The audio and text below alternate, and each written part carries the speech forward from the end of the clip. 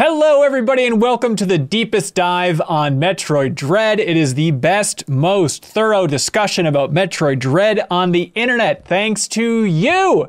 Thanks to everybody who submitted a comment over on patreon.com/minmax with 2 N's for us to read in the first half of our huge Game Club discussion. This is part 2 of our Game Club discussion, and dare I say, the final discussion we're going to have about Metroid Dread. This is covering the second half of Metroid Dread. Everything from right when you get the speed, what's it called, Joe? Where we stopped last time? Speed booster? Speed booster, yeah. It's after the fourth Emmy. Fourth Emmy, speed booster. That is where we're picking up and we're going straight to the finish line, post credits, all that good stuff. We're going to talk about it all. I am joined by Kyle Hilliard. Hello. I am joined by Janet Garcia. Yo, what's good? And I am joined by Joe Juba. That's me. Hello. Who before this recording reached out on Slack and said, I just want to let you all know I'm very excited to talk about the second half of Metroid Dread, because there's a lot of stuff that's happening here.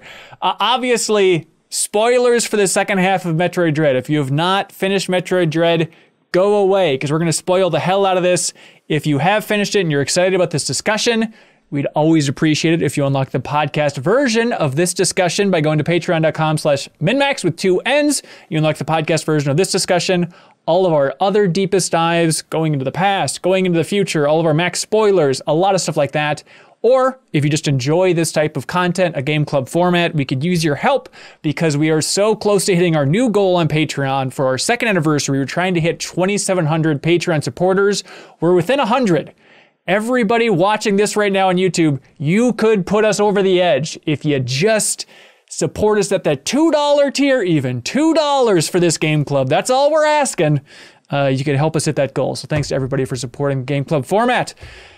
All right. Second half of Deepest Dive here. Second half of Metroid Dread. Thanks for everybody watching live. Appreciate you all here. We like to play a game here for the Deepest Dive called Most Common Comment, where we go through all the comments that have been submitted over on Patreon, which is where all these great thoughts are coming from the MinMax community. And we try to figure out what is the most common comment for the second half of Metroid Dread. Now, Kyle, you're nodding so hard, you must have a very good guess. No, I was just agreeing with what you were saying. that is technically something we do. Yeah, no, my answer would be that Samus talks. He says stuff a little bit. Interesting. Just enough. Okay. Interesting. Enough to make me excited. Okay. I will say, Kyle, I think that's number 2. So good guess. Janet, what do you got? Really? Difficulty of boss battles? Interesting. I think that's somewhere in the 2 to 3, actually. Joe? The jump. Wow. My guess was the difficulty of the final boss. I thought so too. Yeah, I thought that was going to be it by a mile. No, number 1, it turns out it's Quiet Robe Erotica, which I think is inappropriate. No, it's just a confusion. It's confusion. People just comment, look, this is what I'd like you to read on the Deepest Dive. Here's my comment. Quiet Robe's robe elongated. Wait. All right. Oh, Leave Quiet Robes out of this. No, it was just about general confusion about the ending, I think. A lot of people like, wait, what is this? What does this mean for this? Was Adam?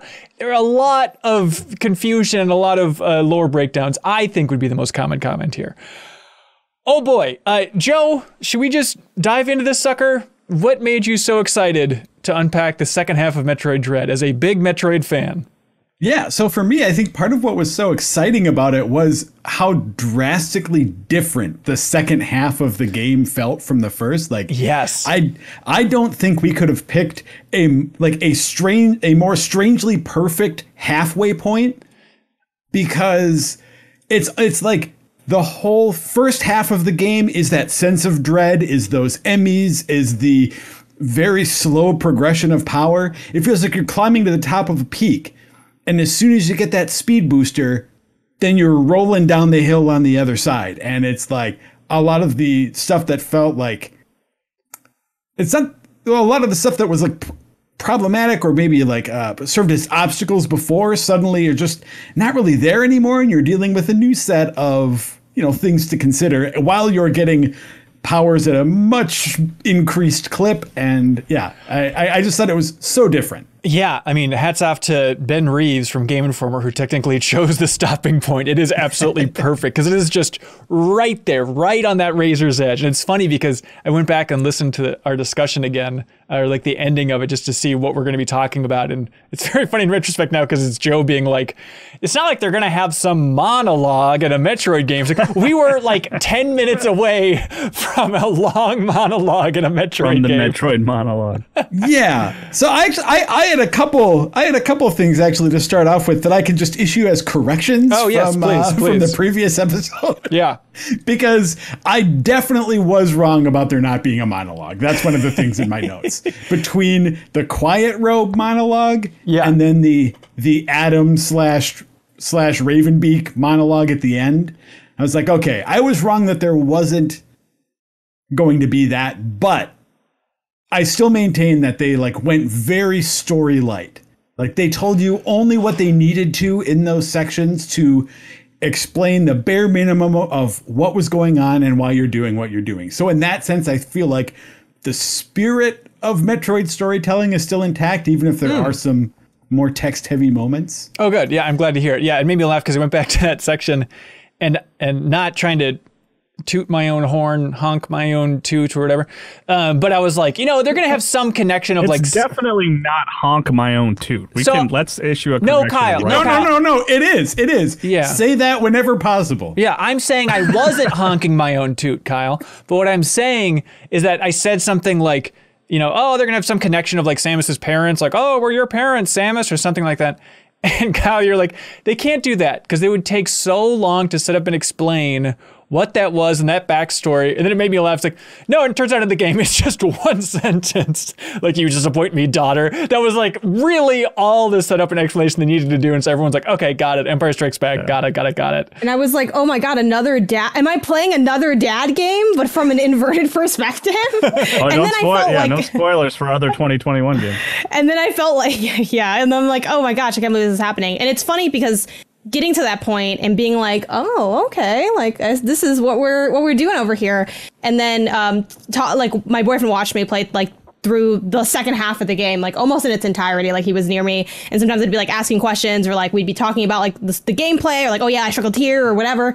And I was like, yeah, so how does that really work? Like, what does this really mean? And he's like, oh, well, and he starts explaining it. Then he's like, see, this is why I said we should watch that YouTube lore video. Yes, after you're done. Absolutely. It seems very necessary. I mean, well, it just is, This is the thing. I mean, Kyle, you just played Metroid Fusion earlier. Joe, like, I know you just read the recap and you've been seeped in Metroid for your entire life. I mean, how much of this was very easy for you to follow? Like when it got down to like the different Chozo tribes and stuff, you're like, okay, I understand the Mockins are better at controlling the Metroids. I'm sorry, the other tribe is better at controlling the Metroids. Did you understand any of that, or did you know some of those details going into this?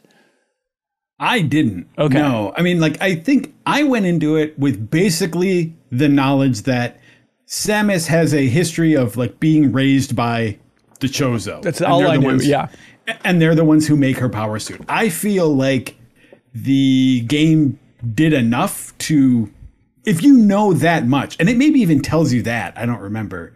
But like if you can go in the beginning, if you go in that much, it tells you enough about like, here's this tribe, here's that tribe, they're good at this, they're good at this, and that I think that surface level is all you really need for, to maybe not to understand the story and like what's happening at all of the deepest levels, right? But at least to have enough to tie Samus's motivation together for you to understand this is what I'm doing and why, I think. Right. Yeah, I'm with you. For me.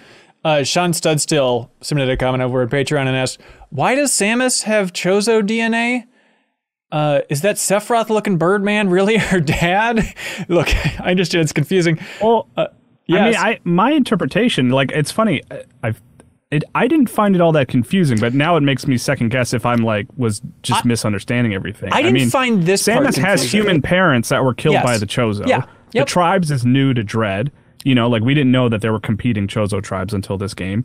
And the dad situation is that he has DNA in Samus. He didn't birth Samus. Like, it's just that they share a genetic connection. That's kind of how I read it. Right. Well, yeah, but as does the other tribe, like Quiet Robes, she has like that tribe's DNA in her too. So it's not like daughter in a sort of like more collective sense. Like, you are our daughter rather than I am your father specifically, you know? That's how I read it. I have a bug in my booth.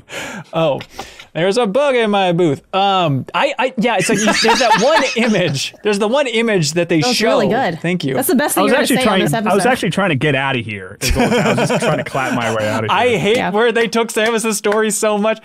No, not at all. Not at all. Okay, good. No, they have that one shot where it's like Samus in the test tube. Turtle power. I'm sorry, my brain's working.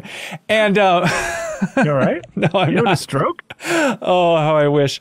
And then they have a shot of like her dad with his heart circled, and then like Samus with her heart circled. So it's like, okay, is that trying to show that like Raven Beak's like some connection with the heart, or like they took Chozo heart pieces and put it in Samus rather than just like merging of the DNA from different parts? I wonder if it was as direct as like her heart and her hand, which they're kind of showing in the diagram. That's what is coming from Raven Beak or his side of the Chozo clan or whatever. But do you guys want a little breakdown here from Ian Switage, who was trying to reply to Sean's comment about some of the backstory stuff here?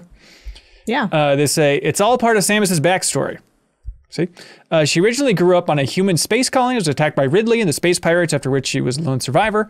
Taking pity on her, Old Bird, a Chozo, adopted Samus and took her to live on Zebes. But in order to survive the harsh environment, she was infused with Chozo DNA, one set from Grey Voice, and now we know of another strand from Raven Beak, and cared for under the watchful eye of Mother Brain before she was given her trademark power suit and left to forge her own path. And I can already hear Joe saying, Ian, why are you going into such detail from the supplementary material that's never in any of the games? To which I say, the manga is canon, and even some of the panels were used as endings in Fusion. Old Bird and Grey Voice are in Dread. They're two of the Chozo standing in the background in the scene with Samus in the test tube. Turtle power. Both of them are present in Zero Mission. Both of them are present in Zero Mission. Old Bird is seen standing with young Samus at the ruins, and the ending credits show a crudely drawn drawing sketched on the wall of a young Samus and her two bird dads. It couldn't be clearer, is what I think we've learned from that. But for me, I really again, it depends on what you go into this for. I think for someone like that commenter, maybe that was like a really amazing moment and you felt it on a deeper level than what I felt, where I sort of, for me, it just kind of served as a, oh, well, this is like random and kind of like very game tropey. And then it did help at least add a little bit of comic relief to the difficulty of that final boss, where at the end of the day I could just be like, oh, I hate you, Dad, you know, and I would just like be saying these random things like as I was fighting this Birdman. Yeah. And I'm just like, Dads, am I right? Like, geez, like this is really rough. Yeah, it made me laugh so much. After I beat it, just last night, I couldn't sleep. And so I watched Kyle Bossman from Delayed Input now, formerly VZ Allies. I watched him fight the final boss on Twitch, and it made me laugh because he was just leaning into the dad stuff so much. Like when he rips his wing off, he was impersonating Samus. He's like, "You're not cool, Dad." Because he's just trying so hard to be so cool. I would just be like, "Papa, no!" and I'd be like getting slammed into the wall. Yeah, just no mercy. But he just loves power. That's what he loves more than anything else. Oh my God. I mean, should we just start with, there's so much we could start with. Joe, where the hell do we start with the second half? Do we just keep rolling with this? Well, I'll tell you what. Can I issue another correction from what I said in the first episode? Because I heard you call me out on this on the last week's Min-Max show. Yeah. About the problems I was having with the area variety and how they all sort of felt indistinct to me. Yeah. And I feel like that is another problem that was completely solved in the second half. As I went to different areas, I felt so much more the distinction between just like the different biomes or whatever. Yeah, for sure. Like God, this is where it's all going to fall apart for trying to remember the name of each specific biome. But like there's that one mechanical one that starts like, that was maybe one of the most striking moments environmentally, is like walking through the mechanical area, and then they just have like a giant kind of tentacle vine thing busting through, just like having that, or like just seeing more of kind of the ruins everywhere. And then my absolute favorite is Goveron. I'm sorry, I forget the more kind of natural environment, which is what I wanted from the entire game. Is like, just get me to some more natural areas. And that place was just awesome. I think on the flip side, one of my favorite places was, and I don't remember the names. Like, I barely knew the names when I was going there. I'm like, all I know is there's a train platform here, and I think we're wrapped up. So let's get that. That's all right. That's my Uber's here. You know, I don't know where we're going though. Which don't do that if you're actually taking an Uber. Please know where you're going. But I absolutely adored the area. It's a little bit more toward the back end, where in the background, like randomly the statues would sort of fall apart. Yes. That scared the hell out of me. Like, I was so stressed at that point. There had been so many challenging battles I'd faced at that point, and I knew I was kind of starting to near that end. So literally any of those little details like shook me to my core, and I'm like, who's there? Especially because they blend, I think, action and cutscene together so well. And even in the boss battles, like that tie between cinematics and fighting is so seamless that you cannot enjoy any of the cinematic moments because you're just shooting like, is this counting as damage? Is it not? Is it over? But, you know, I think that's a testament to how tense and intense the gameplay is. But yeah, I really like that little detailing. It really brought me into that environment. Yeah. Ian Swatage here says, dumb fact, all 9 areas in the game begin with the letter. Basically it goes Arteria, Berenia, Kataris, Daron, Elon, Ferenia, Gaveron, Hanubia, and Itarash. So it kind of works its way down alphabetically is the idea there. So thank you, Ian. That should be easier to remember because of that. I did not notice that at all. Yeah, because it's not exactly in order, but I guess if you arrange it in a certain way, but it's not like gameplay-wise you're going from one to the other. I don't think, because you're still jumbled around going everywhere. No, I think you are. Yeah, maybe you're right. Kyle? What did you think of the second half? Can I issue not a correction, but an I was correct? Please, yes. Can I horn my own toot? You can, sir. I hate that this is catching on. Continue. Wait, honk. You have to honk your own toot. Ridley. No Ridley. Yes. Isn't that crazy? Which was fine. I didn't miss Ridley. No, I think it would have felt forced, you know? Yeah, Chris Martin writes in and says, I feel like I need to applaud Nintendo and Mercury Steam for creating a fantastic mainline Metroid game without actually having any Metroids, Ridley, or space pirates in it. These are elements that are in almost every Metroid game and are staples for the franchise.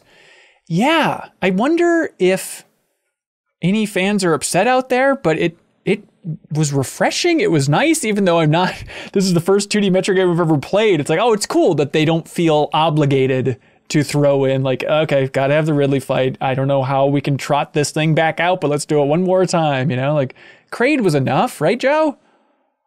Kraid was good. Yeah, I was wrong. I was wrong about there being a Metroid. I was sure that you'd have to fight one. And there was a Metroid, Joe. Well, okay.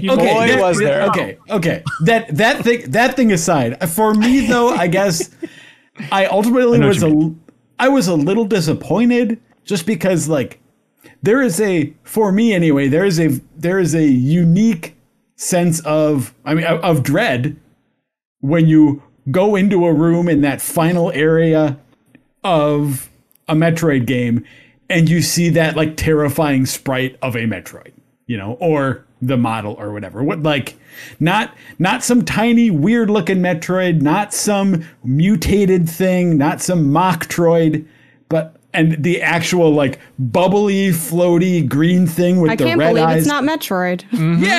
Yeah. Like seeing that and knowing like, oh no, I have to freeze and missile this thing as soon as possible. Right. I miss that feeling. But again, that's also me coming from a place of, what's the way to say it? Like, I am definitely in the minority as a player coming into Metroid Dread who is leveraging a knowledge of like all of the previous Metroids against it, rather than someone who is what?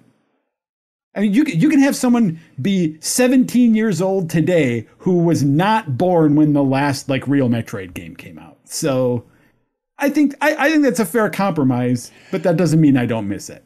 Well, I mean, lore wise, it's like definitely when we got to that area with like all the test tubes and stuff, I'm like, okay, it's absolutely, there's going to be a stupid Metroid in that test tube. It's going to bust out, of course. And like, no, they were restrained. And I think it's smarter to keep it restrained just so you can keep it that clear message of there is only one Metroid left. This is why we need you, Samus. Please be cool.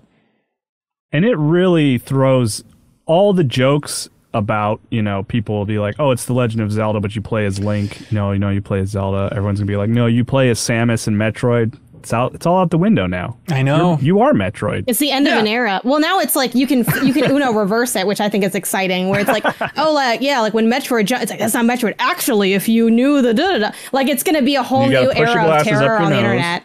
Yes, and I'm kind of afraid for it, but I'm also sort of excited. That's what the dread excited about stands it. for. Yeah, that's what we're heading towards. I think what you can do is anytime someone mistakenly refers to Samus as Metroid, you shout, "No spoilers! No spoilers!" Yeah, that's probably the most egalitarian way to go about it. As far as predictions, there was an escape sequence. So boom. Oh, that is true. There we go. Very I good called work. that out. You know what? You're Shout right. out to me for watching Fusion right before playing Dread. Yep, you got it. The second that you get to the point in the map where there's like a big, what looks like a door that is totally inaccessible, but the ship icon was off to the side. Right. I was like, well, I'll be sprinting through there in a few hours. Yep. God, how satisfying was it to go to that area where your ship actually was? Like the first time I got to that area, it's like, oh my God, I'm in the same map right now as my ship. This is such a cool feeling. I'm right there. And then it turns out you have to go back 1,000 times and all that stuff. But Except the thing that I felt a little robbed because like not to keep bringing the old games up, but like I felt a little robbed that you don't get that moment at the end of the escape sequence of like, there's my ship. I'm going to jump on top of it. oh, sure. And then it just kind of like goes to a cutscene and you're there, right? Right. But it's a cool cutscene though when your hand goes to almost press the button. That I don't know. I just really liked that whole like wait, and I don't know. It's really good. That is the one part of the ending that I have no idea what happened. Okay. Thank you. I also watched it and was very confused.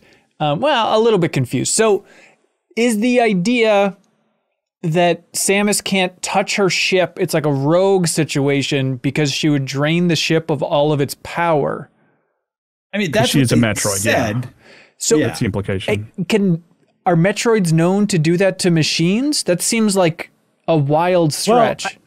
And Joe, please, and Janet as well, correct me if I'm wrong, but like the thing about a Metroid is they absorb all energy from anything. That's why they're so dangerous, is because they can inhale any sort of life matter from anything, machine, organic, like whatever. Kirby. But that was kind of how I read it, but I could be wrong. Okay, so she just can't touch anything with her hand. That's what it seems like. It's like a King Midas situation, except for all the other times that she's touching things all the time. Right. Well, except once she's fully a Metroid, she can't do it. Yes. Once she turns into full. But then I don't understand what the old guy does to her. Like why does he suddenly melt or something and then she's in her old suit again? I wasn't the old. So the idea that I read from that was that like the Parasite X is like bowing down to the last Metroid and kind of like, hey, we serve you now, one standing Metroid who is now Samus. By the way, if you haven't played the game and you're just listening to this, it turns out Samus becomes a Metroid at the end of the game. If we haven't made that clear. Well, also, can we like give a quick shout out though to the suit? Like to me, the suit is like that is what made the ending worth it for me because I don't, cool. There's a lot of great animations and I think it was really cute how they brought back the kind of the sequence that you do for the Emmys again at the end. So again, when it comes to like those ending bits or any of the cinematic stuff that's related to boss battles, I'm just like, okay, is there going to be like a flash somewhere that I'm gonna? And they're like, oh, you got to do it all over again. I'm like, I can't handle it. But all that aside, all that stress and anxiety aside, that is the coolest suit, like new coolest suit ever. And I was actually bummed when that like the scene you're describing where like it goes into her and then the suit's normal again. I'm like, no, I want cool suit. Right, cool suit Samus, like please. Crab. It's like it's like green and spiky, and I don't know. I was obsessed with it. It was so good. It's like the most 90s toy I've ever seen. It's like, it's super dangerous. Like you definitely like hurt yourself if you step on that thing. Like it's over for you for the afternoon. Ben, Ben, I think it's really funny that you bring up the 90s toy thing, because as soon as I saw that, I was not as taken with it as Janet was. I thought it looked stupid because How dare you? it reminded me, I took one look at that suit and I'm like, that looks like something from G.I. Joe, like some fifth wave Cobra soldier that they just are trying to convince people like, this looks kind of cool, right? I mean, Please are buy the more Emmy G.I. not Joes. are the Emmy not Bionicle?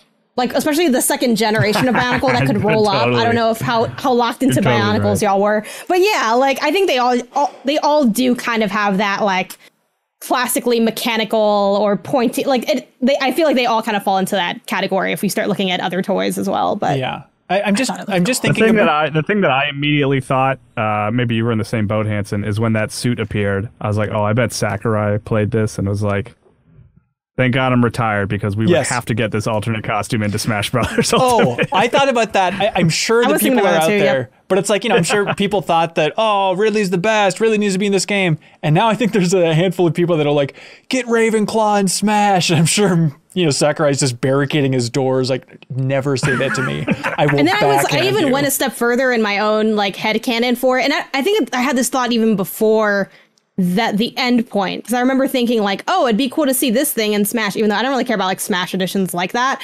And then I thought, oh man, I can imagine they're adding this thing to Smash, and then a million articles and podcasts being like, ourselves included, being like, do you think this means we're gonna see even more? No, they said they were done. They said they were done. I'm like, too much. Too much. Let's hope not. Just walk away. I'm just piecing together now, though, is the transformation out of 90s toy Metroid Samus form, is that because it was Quiet Robe and his tribe are better at controlling Metroids, and like that was responsible for Samus controlling the Metroid DNA in her to begin with? So even though it was the X-Parasite, like absorbing that X-Parasite injected her with more of the ability to control the Metroid within her, which lets her transform back. Is that the idea, do you think? I mean, I didn't think that deeply about it. More, I just saw like almost like that he was, Robe is his name, right? Quiet Robe? Yeah. Was like almost just like in her head, and that was all she needed to calm down. Was kind of how I read it, rather than him actually like literally being there or anything like that. But I mean, he it's like all turned into about an X-Parasite. Like he would have just been like a Obi-Wan Kenobi ghost at that point. He wouldn't have turned into a stupid blob. Yeah. I mean, Ben, I think that's a good thing. You know what I should have done? I sort of deliberately did not look anything up about any of this before this. I wanted to sort of like chat about it fresh. But I mean, if I were smart, I would have just Googled what happens at the end of Metroid Dread, and we could sort of Well, I'm almost thankful that you didn't, Joe, because there's a couple theories that it seems like people are really running with, and maybe I'm insane for not understanding why this is like the canonical version of events. But let's see. There's some stuff about that ending that we're right here. Bob Buell, of course, says, I couldn't help but imagine a funny alternate ending where Samus reactively shoots Quiet Robe in the spaceship with the beam and obliterates her own ship in two. That would be funny, Bob, with her giant hyper beam. Correct, Bob. That's funny. Complimentary Water writes in and says, Samus hesitates a split second before launching her ship to escape. I thought they were going to tease The Thing ending where she at least considers her survival as the last Metroid as a threat to the galaxy. Instead, the ending focuses on her evil robo bird dad and uses an X to hand wave the most interesting consequence of the story. It's a bit disappointing. Matthew Paxton says, I wish we spent more time with the plot twist that Samus is slowly becoming Metroid, the very thing that she spent so long trying to eradicate, and has been so frequently described as the greatest threat in the galaxy. New gameplay elements could have been introduced that reflect a Metroid's nature. Perhaps some of Samus's Chozo abilities could have been replaced with Metroid abilities. Either way, I feel like we did not spend nearly enough time to feel the full impact of what is a ground-shaking turn of events. I think that's I feel like that would come after the fact. Like, I would love to see, I think that's kind of like narratively and mechanically a request in a way for them to shake it up. Yeah. If there's a continuation. And as far as like Samus being a Metroid and like the idea of like the dangers that poses and how much she's worked to like eradicate that. Like when we got to that scene, like right before the final boss, I knew this was going to happen because it's like, there's no way in hell that would happen. But I'm just like, wouldn't it be crazy if they're like, you have the choice to continue or just like end it here? Like, just, I'm like, put what? the ice missile to her head. Mature. They would not. There's no way that you can just like take your own life at the end of this game. But how Just How try to kind of like interesting would that have point been, the gun right? at your own I face. don't know. Or That's beam the your first own thought I head had. off. I don't want to go into like gross detail of how that could have I ended, do. but That's Yeah. what this is about now. but that was a thought that crossed my mind. It is weird how kind of I like wasn't gonna do it, but it does make it feel like a triumphant moment overall, and it is. There's just a lot of, I don't, if you overthink it, it becomes weird of like, it's kind of this hurrah moment for Samus in a lot of ways. Like, now I'm all powerful. But yeah, I don't know. You didn't really see too many signs of her being conflicted, but you're totally right that that's where they would go in the future, is maybe to have her question her identity a little bit. Yeah, because I mean, one of the notes that I wrote down, one of the notes I wrote down was just that the credits music I felt like was just too triumphant and like happy. Right. Because like, and I'm really not even joking, but like the destruction of a planet is like not something to celebrate. Like there were friendly creatures on that planet. That was like really cool to see the first time you went to like Gavaron, when you came out of the elevator. Yeah. There were those like deers that just kind of like went away from you, and I'm like, Samus, you just like, tons of species just went extinct. Like, Well, this technically- music is way too like, I want some reflective music here. Technically, they were all X parasites at that point. Like Adam said, everything's an X now. It all sucks. Our planet is doomed. Thank you. I mean, yeah, the X wiped that out before Samus did. I think that they were sort of aware of the genocidal move at the end there and tried to, make it more justified. like now it's okay. Like Yeah. Hey, do any of you know? So they've talked about how this game is sort of the end of this particular saga with Metroid, but they haven't explicitly said like it's the last 2D Metroid. No. I think it's just sort of, this is the end of the story that began with the original Metroid. Right. And then you have Metroid Prime as its own thing. So yeah, I think it's totally plausible that they could have another, like their next series is about, all of those Metroid sort of abilities that you guys were. and the game's called Samus for some reason. Yeah. They just flip it over. Oh, honestly, I would not put it past them. I think that'd be really interesting. And That I would think be cool. If Bird Dad can happen, anything is possible. the weird thing is, I think the number one complaint, well, probably not, but I bet a complaint for Metroid Prime 4 is I bet a lot of people are going to be like, how are they not acknowledging the ending of Metroid Dread in this? Because I'd imagine it's going to be set after Metroid Prime 3, so way early in the timeline, right? It's going to be so weird to just go back to like, what? Non-Metroid Samus? I guess this is fine, It's going to feel so antiquated.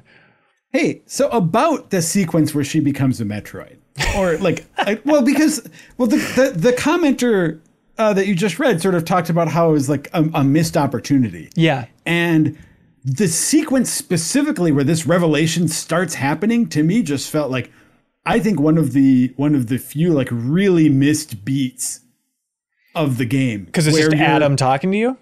Well, no, it's the scene where you're fighting the last Emmy, I guess is what I'm talking about. It's where this sort of seems to manifest, right? So I think it's a convergence of a few different misses, because you have the last Emmy, which you've sort of been like looking forward to, or at least I was like, okay, I've got one left. What's this one going to do? What's this one's trick? You never get to experience that. They don't make it clear. Like, I understand their desire to not over narrate this stuff. I appreciate that about the game, but I did not understand what was happening in that hand moment. thing? Yeah. There's some weird hand thing. She's all glowing red.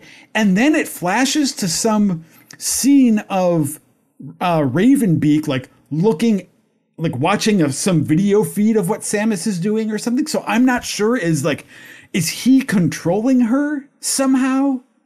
Or interesting. So it's like I didn't know what was happening, and I could not like the significance of that just totally felt like it was run over. Yeah, and I feel like they should have like take some time to like just give a few words about what's happening. Don't make some confusing flash to what your enemy is doing, because it makes it seem like he's involved with that. I don't get that. And then let me fight that last Emmy, even if it's like, hey, you're a Metroid now. you can counter the Emmys. Press the physical counter button when it gets close to you. Yeah. You knock it aside. You go take it down. At least give me that moment where like I'm doing it myself rather than just watch it happen in a cutscene. That was I think that for me, that is the lowest point of that game, the whole game for me. I love not fighting the last Emmy. I thought it was delightful. It was just this crazy cutscene. I'm a big fan of like make the second to last thing really hard, right, and then make the last thing a fun sort of walk in the park, which is what the final boss is too. Right, you know? Right. But yeah, like I'm totally with you. Really hard fight, and then the actually truly final thing is just like a button prompt. And I love both instances. Joe, you're welcome to your opinion. I acknowledge it. But it was very satisfying to just let that Emmy be like, just get out of here. You know, if we're going for low, go ahead. Oh no, I was just gonna say I feel like it is such a relief, I think, to have that moment that it's a cutscene, but to make you feel like you're getting the perfect counter on like the final moment with that Emmy. Like I don't think. I'm shocked, Joe. I think a lot of people were frustrated by just the amount of Emmys that they had to wade through in this game. So it's like, if only I had more time trying to hunt down an Emmy. I feel like I got enough of that from this game. Yeah, except I guess for me,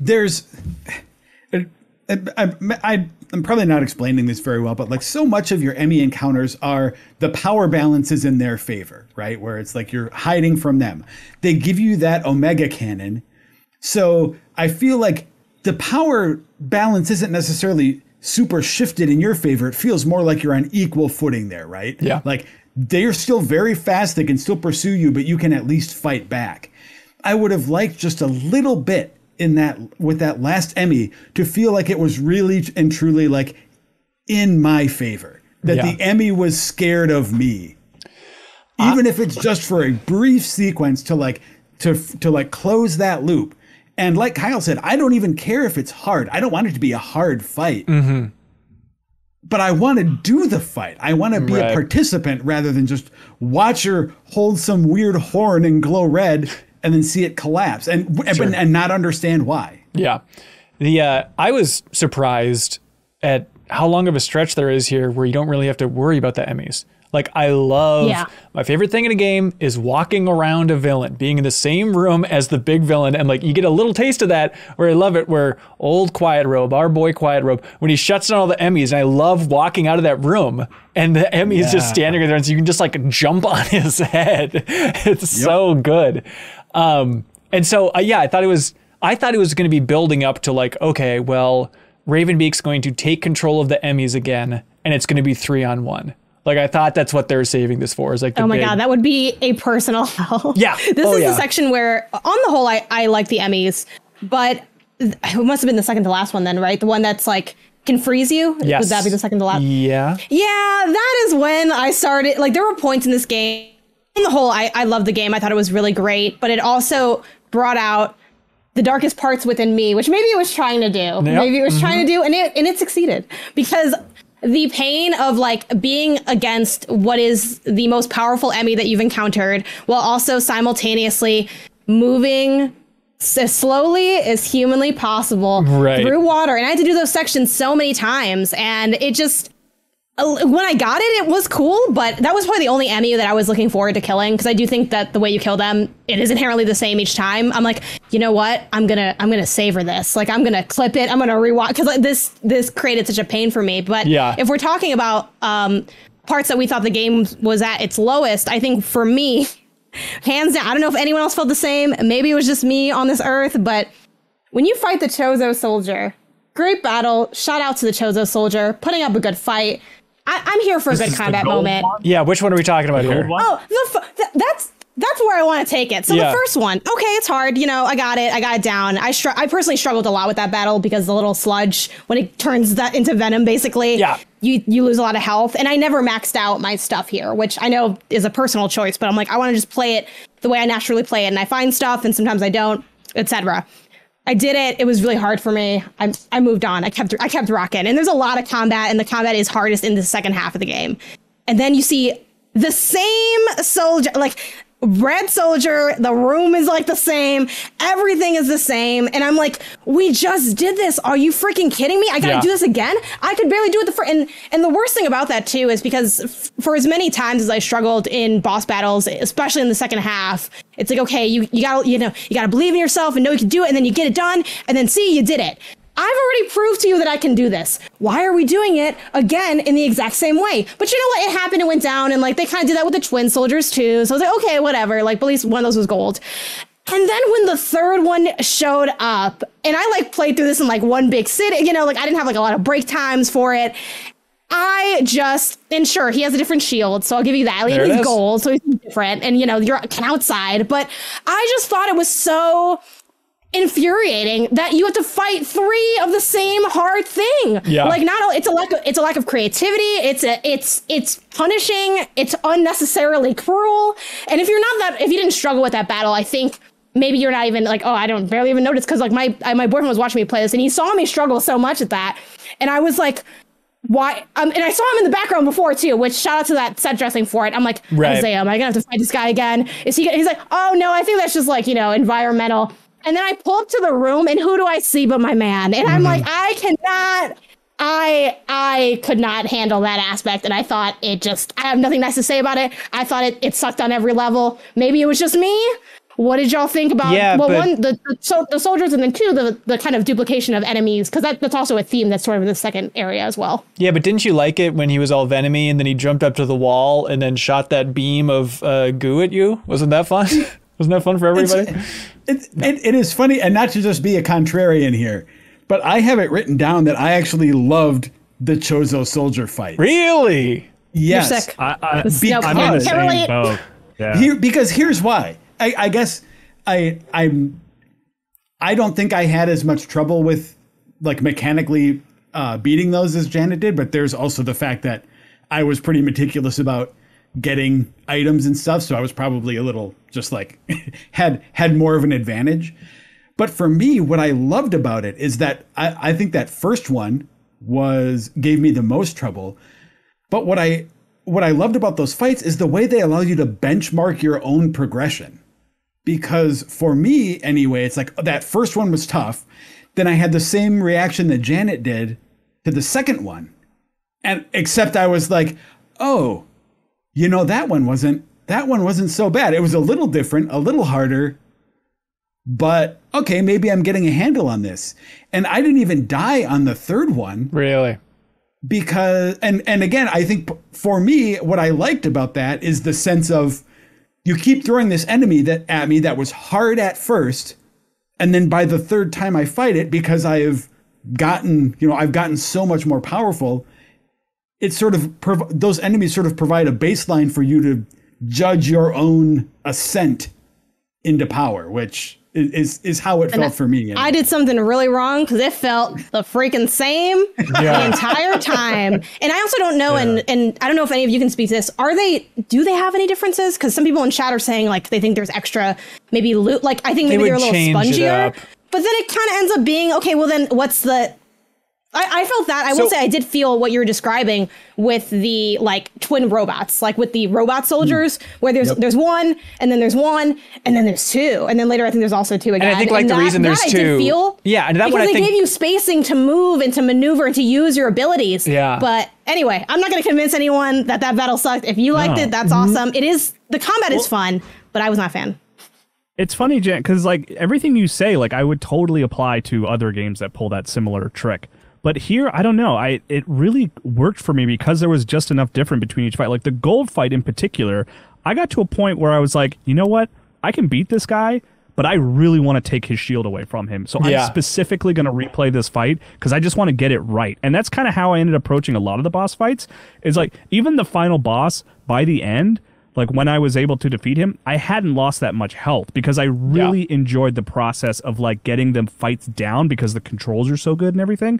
So like I did really embrace the opportunity to kind of like show every boss what I could do and get all the counters. Like I even talked last time about like almost replaying the Kraid fight because I missed a counter and I wanted to see what that looked like. And like that happened, like every boss fight moving forward, I was like, well, I'm never going to miss a counter again because I want to experience. So I think everything you're saying, like totally makes sense, Janet, but in this instance, I don't know, it just really clicked and worked for me, and I really enjoyed every fight, individually and sort of like zooming out a little bit as like a ramp up of difficulty. I really enjoyed it. Yeah, I think I said last time, like, I really like Metroid games, and the one thing that I always throw against it that as a knock is, like, I really enjoy the Metroid games. I don't like the bosses. I don't find the bosses fun.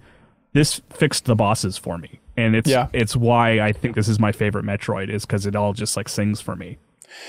Yeah, I didn't even know that you could rip that guy's shield out until I was watching Kyle Bossman's stream. It's like, oh, of course, like it was right there. Like the super grapples. fun, yeah. Yeah, of course, that makes sense. I mean, Janet, I had to take the shield because it's the only way I could do enough damage to kill them. So I had to hit all the counters on pretty much all the boss battles. I feel like there's moments in where it made sense to repeat those fights. You know, like you bring up like the 2 that you fight at once. I feel like, okay, that was a good test case for, I think that was right after you got the storm missile. So it's like, okay, this is where you should really learn to use these, because if you just lock onto the 2 of them, it's going to be a hell of a lot easier. So it's like, okay, a little bit of a soft tutorialization there that I appreciated. So I'm kind of split, Janet, where I wasn't too annoyed conceptually with going against these Chozo soldiers, but at the same time, I cannot stress enough how difficult of a time I had with every possible situation in the second half of Metroid Dread. I was lost all the time. I was annihilated by every fight a ridiculous amount of times, like to the point that the my total playtime when I beat it was like 10 hours, 13 minutes or something. But because I'm capturing all the gameplay, unless you don't think it's good, the gameplay on the screen, then that was Joe's gameplay. But because I'm capturing all the gameplay, I went PR, sent it over. I went and just put it in a timeline to see how long it was. And this game took me 20 hours and 30 minutes to beat. So that means that it was like over 10, for me. Yeah, over 10 hours of just beating my head against the wall with these bosses. Like, that's insane. I think so too. And quick question to that, Ben, like, what was your item percentage? Or can you like ballpark or kind of describe where you were at there? If I had to describe it, I'd say 39%. Yeah, like I definitely got some optional things because I liked exploring the areas, but I liked exploring in the nature of the story. Like, that's how I liked to go about my adventure, where I'm gunning for whatever the next thing is, but in each room, like, I'm shooting everything, I'm kind of looking around, maybe I'm like, oh, what if I can pull off this jump? So yeah, I think I was around a similar time where the game clock says like 11:40, but my Twitch stream and personal experience says like well into the 20s. And it's not even that I in the moment too, I didn't really feel like it was drawn out either. Like, I didn't actually get very lost in the game, like exploration wise. But definitely some of the bosses did take me a while, and that's kind of accounting for like, I'd do a couple fights and then I'd pause and I try to calm down and I throw on Spotify. Like, I had to go, I had to dig in so deep. I did. I was like, okay, we're gonna like play some pop music. We're gonna play some rap music. We're just gonna try to like get into the groove and the headspace that's necessary. But again, I will say the combat is really good, and it pushes you, and I think it gives you what you need to get through what it's asking you to do on the whole, holistically. But yes, there were some moments, and especially I think and I think that is the risk of the repetition, where if you're really in your bag, you're like, yeah, and then I'm like knocking it out and I'm doing great. But if you're not, it's like, welcome to the thing you just did again, and you're the same person you were 17 minutes ago. And I'm like, oh no, I don't want to do it again. Right. It is kind of cool though, because every area that you fight him in, well, some of the good ones, it's like, it kind of looks like a little Smash Brothers stage. Like those layouts of jumping around, and sometimes it's like, hey, look at this. Here you go. Yeah, the Twin Soldiers, I enjoyed that element of it. And I think that what I liked most about those battles was it was a really great combination, and so in service of everything that's going on gameplay wise, where you have like the sort of nooks and crannies, you have the space to do a lot of intense maneuvers and do like I forgot the name for it, but like the little flash dash and all of that. But you also can, get up close and do the counters, and it kind of gave you a little bit more freedom in those mini bosses versus like the larger scale ones where it is very like, well, you can do some of that too, but you are like privy to whatever their inherent pattern is, and you kind of have to fall in line with certain ways to play it. Yeah. I am really sort of split in two on those boss fights. Because like for me, I can't fully agree with Kyle on this game like fixing those fights for me. Because on one hand, I feel like they are excellent for what they are. If you want those like very like demanding pattern recognition kinds of fights, like those are the video gamiest fights out that you can find out there, right? And I think they felt like Mega Man X fights to me, which is why I think I liked them so much. And you have a dash too, so like that sort of memory kicked in for me. I was like, oh, this feels like a Mega Man X fight, which is why I loved it so much. But sorry, I just want to for sure. And I think you're right. I think it does that style of fight well. But where I'm split is like, I don't want that fight here. It's not what it's not what I wanted in Metroid. And to me, I guess I felt a little bit of a dissonance between what I liked about Metroid Dread and what those boss fights were expecting or wanting me to do. Like, when I got to the last fight, I got there on, what was it? It was probably like Thursday night. So like I played a fair bit. The point being, I got to the last fight, did it once, and then just put the game down for a whole day. Not because I wanted to savor it or anything, but it's just like I was just so bored in that moment because it's like I do not want to go through what it takes to learn all of these patterns through heaven knows how many phases this boss is going to have. Yeah. It's the final boss. It's just like I am just not interested right now. I'm not interested in doing that for all of the other things that I loved about that game. When I knew that the only thing I had left was that last boss fight. My interest just really took a nosedive in a way that surprised me. And it's not because it was hard. I enjoy that hard. Like I enjoy that challenging stuff. I enjoyed that for what it is in lots of different games, but just for some reason it did not gel well with like the Metroid formula for me. That's weird. Yeah, it's like Metroid is about exploration and getting more and more powerful, not about pattern recognition.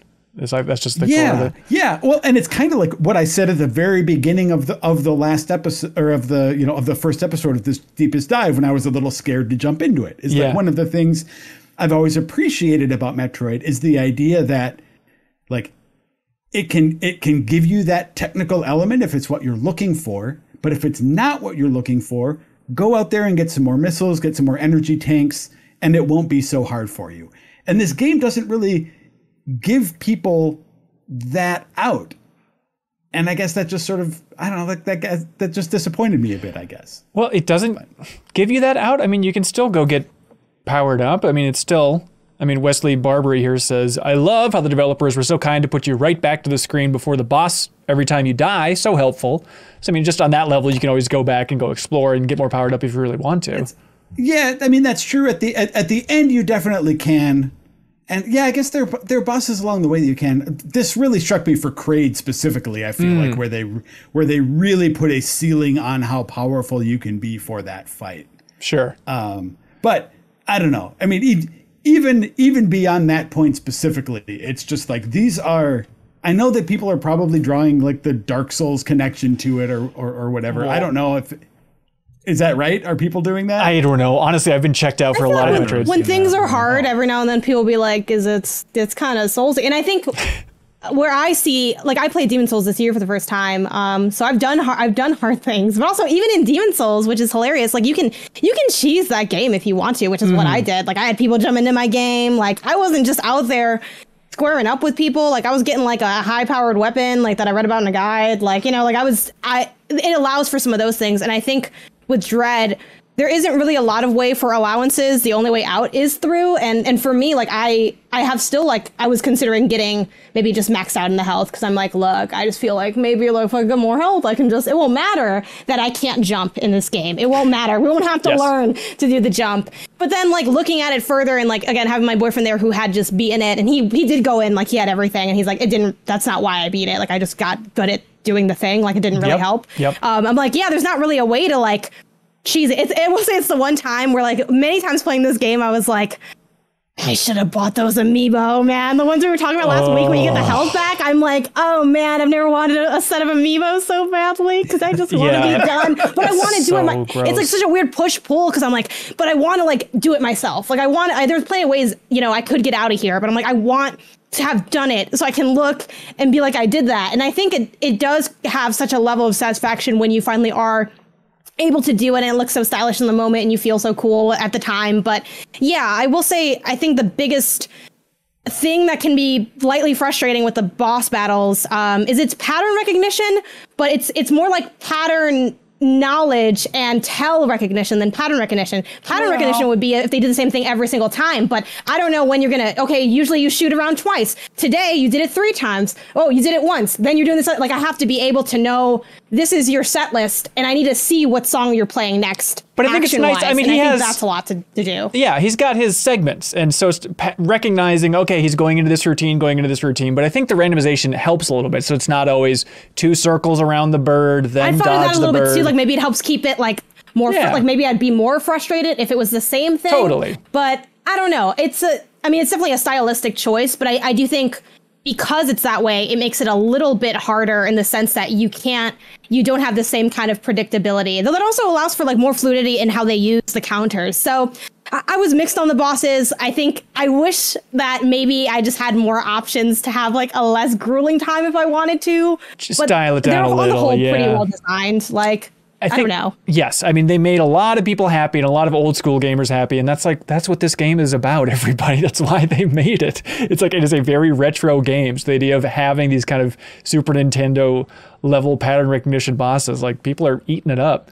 Rich McLaughlin. It worked for me in such a huge way. Even going into those cutscenes, right? Where you have control still. Yeah. And just being the opportunity where you hold down R and just slam that missile button. I don't know. It just clicked for me so well. I loved every second of every boss fight. It was so good. Rich McLaughlin on that amiibo note says, 100% crew checking in. Congratulations, soldier. For those struggling with difficulty, there's an easy mode glitch with amiibo, Q Hansen's discussed. You can use them once per day to restore health and missiles, but if you change the system date, you can exploit it. Disgusting. Don't you have to close the software to? I feel like I would that's think not so. Even the hack is not that easy. Like I just feel like they're like, look, we want you to get good at this, and I'm sorry, you're gonna have to pick up your sticks again. And I'm like out here like Pro Controller battery's low. I'm switching controllers. Like this one's all cold because it's been sitting in my office for the whole day while I'm gripping the Splatoon controller. Like to know, I'm like, this is a testament to how well this Pro Controller is gonna be built because I'm out here gripping it for dear life, just putting in it's a wild experience to go through those battles and come out on the other side. I understand. Critical Kate submits a comment on Patreon. It says, this might be the only 2D Metroid I never finish because the bosses just went way too hard and the game stopped being fun for me. I kept wanting them to do the Mario and let me skip an encounter after I die too many times. I'm hoping the next Metroid game doesn't experience a dip in sales from first-time Metroid players who might hit a wall and decide not to buy the next one. It's interesting, Critical Kate. Yeah, it is wild to have a Nintendo game that's just like, as far as I can tell, no mercy with repeated attempts on these bosses. Like literally after I've been beating my head against the wall for these bosses, you think that they would just give you a little something, just anything. It is T for teen. It is funny to have this be a Nintendo game in the sense that it's both a pro and a con, right? Because I think on one hand, this is such a unique and great thing for Nintendo to have in their repertoire because there's nothing else like it. And it feels distinctly unlike everything else. But that also is why I think Metroid will always, as successful as it might get sales-wise, it'll always be some level of niche because not everyone's going to want to do that. Like you're asking a lot from people. And I think when you look at the other suite of Nintendo games, the hallmark of those is adventure and whimsy and wonder, and not grueling, boss battle encounter, even harder stuff in Zelda, that's still kind of couched differently. But at the same time, I think the nice thing about that is it brings in people that maybe otherwise wouldn't have paid attention. Again, I keep referencing how my partner played through this game and just got in on Metroid, and he doesn't really play a lot of Nintendo stuff. He's much more on PlayStation. He has a Switch and everything. But I'm I think why you like this is because it's so much not like everything else that's there. Yeah. it's okay to be a little bit niche. I hope it's successful enough to keep going. Not everything is going to be at the scale of, Mario or even Animal Crossing, which is also kind of niche in its own way, but very popular. Yeah. Starmid, watching us live at the Backstage Past here, he says it very well where he says, Nintendo Hard is back on the menu, boys. Yeah, I think that's about right. Quick note, just quick side. Yeah. I still think Donkey Kong Country Returns is harder than this. And Tropical Freeze, too. No way, you wild. But maybe some higher percentage things. Have you guys beaten Donkey Kong Country Returns? I definitely died way more on the end boss of Donkey Kong Country Returns than I did here. I gotta look it up. I don't know, it's a weird point to bring up, I think this game was harder than Returns. I guess I could bring it up just to say, Nintendo does do hard stuff. Mm-hmm. But the one counter with Returns and Tropical Freeze, I believe, is that, there is, if you do die a lot, it will give you, a tutorial mode, but I don't think it does it on the bosses. Also, Freeze, you can have co-op, and I feel like you can lightly cheese. That's not why I did it co-op, but it was a nice benefit. But yes, Tropical Freeze it is hard. That is a hard game. Yeah, for you're sure. not wrong. Austin Nicholson says, did anyone else scoff at seeing hard mode unlocked after beating the game? The game wasn't hard enough, says Austin. No universe. Some people have done it. I'm very impressed. My understanding, I'm considering going back to that, too. Wow. Same. Because I miss Metroid now at this point. I was having so much fun. A friend of the show, Jacob Geller, beat it on hard. And he confirmed to me what I suspected was that, if you have the boss patterns down, it's not this huge spike in difficulty. You're right. You know what I mean? It's if you're not losing a lot of health, you can take on the bosses. But I don't know. I think if you get through the game on your own, I bet hard mode wouldn't feel like this impossible feat. I think you're right. I could be wrong. I haven't touched it. I feel like it's cruel to have normal and hard and not have easy. Right. Yeah, that's a good point. Yeah, that's being said, weird. I've never seen that. Would be great. I think there should be an easy mode. There's people like me who's I thought the difficulty was perfect. I loved it. I wouldn't want to change, but that does not mean I wouldn't want there to be an easy mode in the game. Absolutely, for people who want that different experience, I welcome that with open arms. Yeah, Jiren here is the one that did 100% run on hard mode. So congratulations. That's wild stuff. Joe, you did 100%, right? You and me were in the 100% club? Yeah, I got 100. Nice. Congratulations. Yeah. Another robot here says, while watching a speedrunner finish the game in 90 minutes, I kept saying to myself, oh, I made that boss encounter much longer than I needed. That's all speedruns, but yeah. But back on just real quick on the 100% thing, Ben, I don't know if anyone brought these up in the comments. Does anyone talk about the Shine Spark puzzles at all? Oh, yes. They do. Tough, yeah. Because that was actually going to be a guess for most discussed thing for me was Shine Spark puzzles. Yeah, I don't know about puzzles necessarily, but yeah, what are you thinking? Well, because that just ended up being one of my surprise favorite parts of the game. Oh yeah, which once you get the power bombs, you can or mega bombs or whatever they're called in this, you can effectively just. I just went back and scoured every area of the map. There's nothing you can't get at that point. In terms of power-ups. So I went back and did it in every map and sort of discovered, you see these little speed booster blocks along the way that I never really gave a whole lot of thought. And then you find out that every area has one or two pretty intricately and cleverly designed puzzles around using your speed booster, storing a Shine Spark, and flying off in some inventive directions to try to get a missile upgrade or an energy tank or something like that. So for me in the end game, in the couple hours before I actually went to go fight that final boss, then I had a lot of fun just figuring out noodling around these surprisingly fun little puzzles in the environment. Oh, interesting. Yeah, some people wrote in saying that they're really frustrated by the Shine Spark stuff. Joshua Duperoy here says, I didn't realize that using the Shine Spark against slopes would automatically propel Samus into a sprint, or that it could be utilized in Morph Ball mode. What was everyone else's hardest item upgrade to get? I bet it involved using the Shine Spark. Yeah, I mean, some of those puzzles, I totally admit, I looked up solutions, because even if you know the solution, they could still be pretty challenging. Yeah. And a lot of it, the times when it came down to oh, that's how that works, it was stuff I didn't know you could do. You could maintain a speed boost and wall jump. It's I didn't know you could do that, and stuff like that. But like Joe, I really enjoyed it seems like there should almost be a term for it in like a Metroid game. It's like right before the end boss when you go do mop up. That's like sometimes my favorite part of a Metroid game is just like going around knowing that if you see something that you haven't gotten yet, you have every tool you need to unlock it. It's just a matter of figuring it out.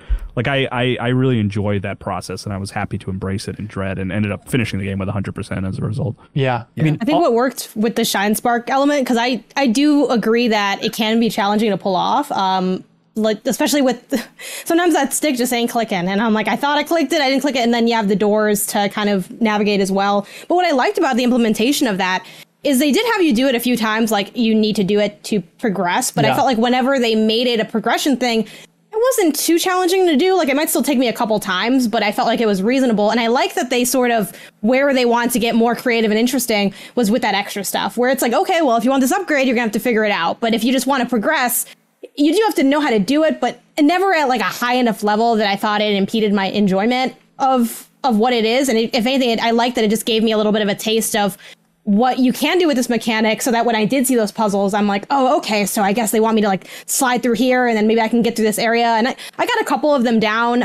A few of them, one of them I admittedly did see, and I'm like, you know what? This is going to take a long time. And I think this is just like a future or never thing for me, but I still liked the inventiveness of them. So that's what worked with the Shine Spark stuff to me, where you had kind of the option to challenge yourself if you wanted to. Yeah. Though I think the commenter there is totally right that, like, especially that thing about if you do a boost up a ramp, it lets you like store your spark again. That is a thing that they absolutely should have communicated somehow, because I had to learn that, by looking up the solution to one of them. Yeah. So. Forget the Shine Sparks puzzle. The greatest puzzle to me is figuring out what Kyle was doing with that door. What's going on back there? My dog was like yelping and barking, so I was trying to like get him on my lap to hang out, but I don't know. He's going crazy. I'm sorry if that. What do you think about Metroid Dread? Yeah, does he like it? He loves it. He thought it wasn't hard enough. Frankly. Oh my God, Trozo, bow wow. John Lee says, now having played Fusion and Dread, I can honestly say I really dislike the double/multi-jump. It makes things harder than they need to be. It's always frustrating, right to the end. Janet, I see you're like getting a giant plate of delicious food in front of you, and I am right there with you. Just make it simple double jump mechanics, everybody. I am so ready for jump discourse. What is everyone thinking? Where are people's hearts and spirits at with this? Because I gotta say, coming in fresh to 2D Metroid by and large, I was infuriated up until the final boss. Like, why is it doing what I want it to do 70 to 80% of the time? This is so infuriating. I mean, I'm sure Joe's in the same boat as me, but like I've had years to really get the hang of that. Right. So it's like, it's just an exciting upgrade. Like having, what is it? I can't think of the term. Space jump? Screw attack. Oh. And like jumping through the Look, swarms of enemies. That's amazing. So satisfying. Going through blocks like they're butter is amazing. No doubt about it. You have to be jumping at an angle, and you have to start falling before you can double jump. And I totally get why that would be frustrating for newcomers, but like it is something that I just have the hang of and understand at this point. Yeah. Oh. And the other thing that I'll add on to that though is that it's a unique thing in this game, as far as I can remember, to give you a double jump before giving you the space jump. And I thought that was really stupid. like because you don't have it for that long. Right. It's like just combine it. Oh, now I can do a little double jump. Oh, now I can just do that forever. It's like, what? It's such a weirdly like redundant power. Like the only thing I could think of is for folks who are not super familiar with space jump. Maybe that power is really just there to kind of like tutorialize how it works before giving you the like souped up version. I think that's likely, and they do such a good job too of like the early spaces where you need it. It's like, okay, we're gonna have big lights in the background to show you exactly like here, then here, then here. Yeah. But still, I mean, up until the last boss, there's situations like, okay, jumping around it. Okay, why am I not getting vertical now? It's just like those little fine-tuned things. It's like I felt like at times, okay, I understand this fully. And then other times it was just not doing what I wanted to do. And it's like, just make it the simple double jump, everybody. It's 2021. Oh, I think the thing is, oh God. I was just going to say that's got to be infuriating because like normally it's just for navigation, but then there are those parts in like when the final boss in that phase, the second phase is like doing that thing that you just have to space jump around him. Yeah. I bet that was a pain in the butt, Ben. You know what? It was, Joe. It was, Joe. I had to really learn, and the thing is, and I get that being in the final boss, because I think part of like the ethos of many final boss battles is trying to use the entirety or asking the player or giving them the option to use the entirety of their tool set. And something that I learned very early on in gaming, probably when I was like 5 or 6 or 7, which is when I got started around like the age of 5. And my brother would always tell me, because it'd be things like I struggle to do, like the wall kick in Mario 64 and stuff, which has some really elaborate sequences when you look back at it. But there were certain things I couldn't do. I would have my brother maybe do them for me, or I would just learn how to like, you did it, but like, you don't really know how to do it.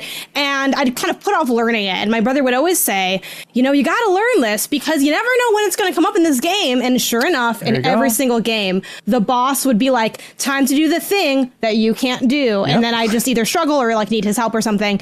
And despite being now 27 years old, I hearken my mind back to that day when our father just decided to shoot this little circle. And I'm like, there's no way. And I tried finding things. I'm like, what if I wall kick on the side? And then I like flash dash across the screen. And my boyfriend's watching me try to figure this out. And he's like, you're really just going to have to learn how to do it. I'm like, I can't do it. And I finally got good enough to kind of do it. Right. But even then, if you have one slip, it's like, oh, now you're getting shot like 22 times on your way down. I mean, eventually I was able to kind of get the hang of it. But I will say the jump is so fascinating to me for so many reasons. One, the people that are like, I've been preparing for this in Super Metroid, and now I just get to jump around. Okay, cool. And then there's people that don't really play these games, and they're like, why is it weird? And then there's also this weird in between where I think the jump is fine at times. Like, and I love doing the what is it? The spark? What is it called? The little Shine Spark? The Shine Spark. Yeah. Oh, no.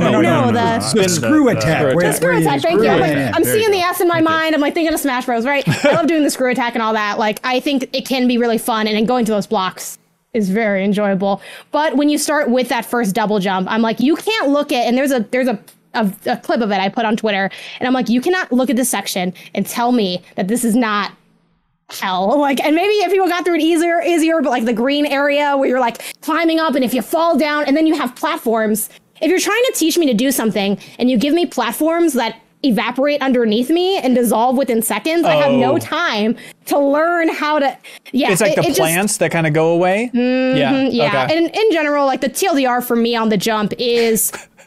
It's serviceable and it's a stylistic choice, and I don't expect it to ever be different because it is inherently Metroid, and I get that. However, I think when you require me to do precision style jumping and you give me an imprecise skill for doing that jump, right, I am going to struggle. And there was that boss where you have that, I call it the Flappy Bird section, where the beams are just coming through and you have to jump between. Yes. I just said, I got to take the damage on this. I totally with you. And I'm like, time to just get really good at everything else, because I just wasn't able to do that. And I feel like in those moments, I really hated it. And there aren't too many of them, but they do remind me that like it's not, jumping here is a mixed bag. At least, I feel like. Yeah, I'm totally with you. And yeah, I just had a terrible vision back to that boss of the Flappy Bird section of trying to get through those gaps. And like, again, I was fine about 80% of the time. And then when I wasn't, I was like, God, it's so close. I'm like, the one with the 3, I was like, we just go and don't even try. You go and just take the L. First of all, cute dog, Kyle. Congratulations.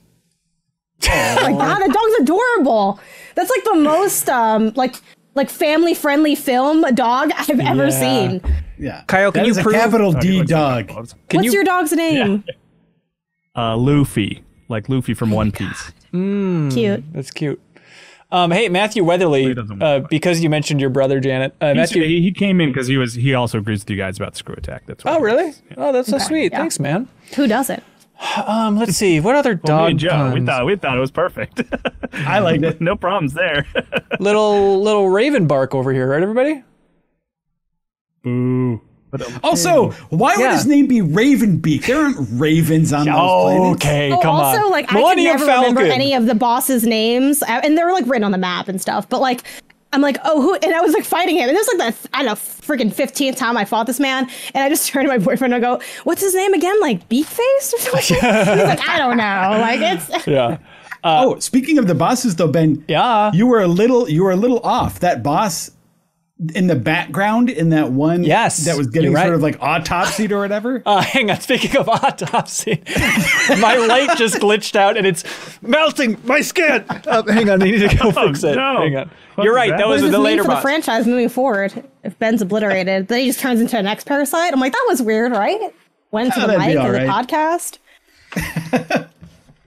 But yeah, I mean, he'd said in the Ben, you said in the last episode that it would that you thought it was one of the bosses in the background there, but you just had the wrong boss. Well, I'm not trying to be like, whoa, I was right still. Are we sure that it wasn't a matter of you killing the first boss, then they did those upgrades on him and he became the experiment boss fight? Just take the loss, man. I refuse. I'm going to the mat on this one. Also, someone really quick.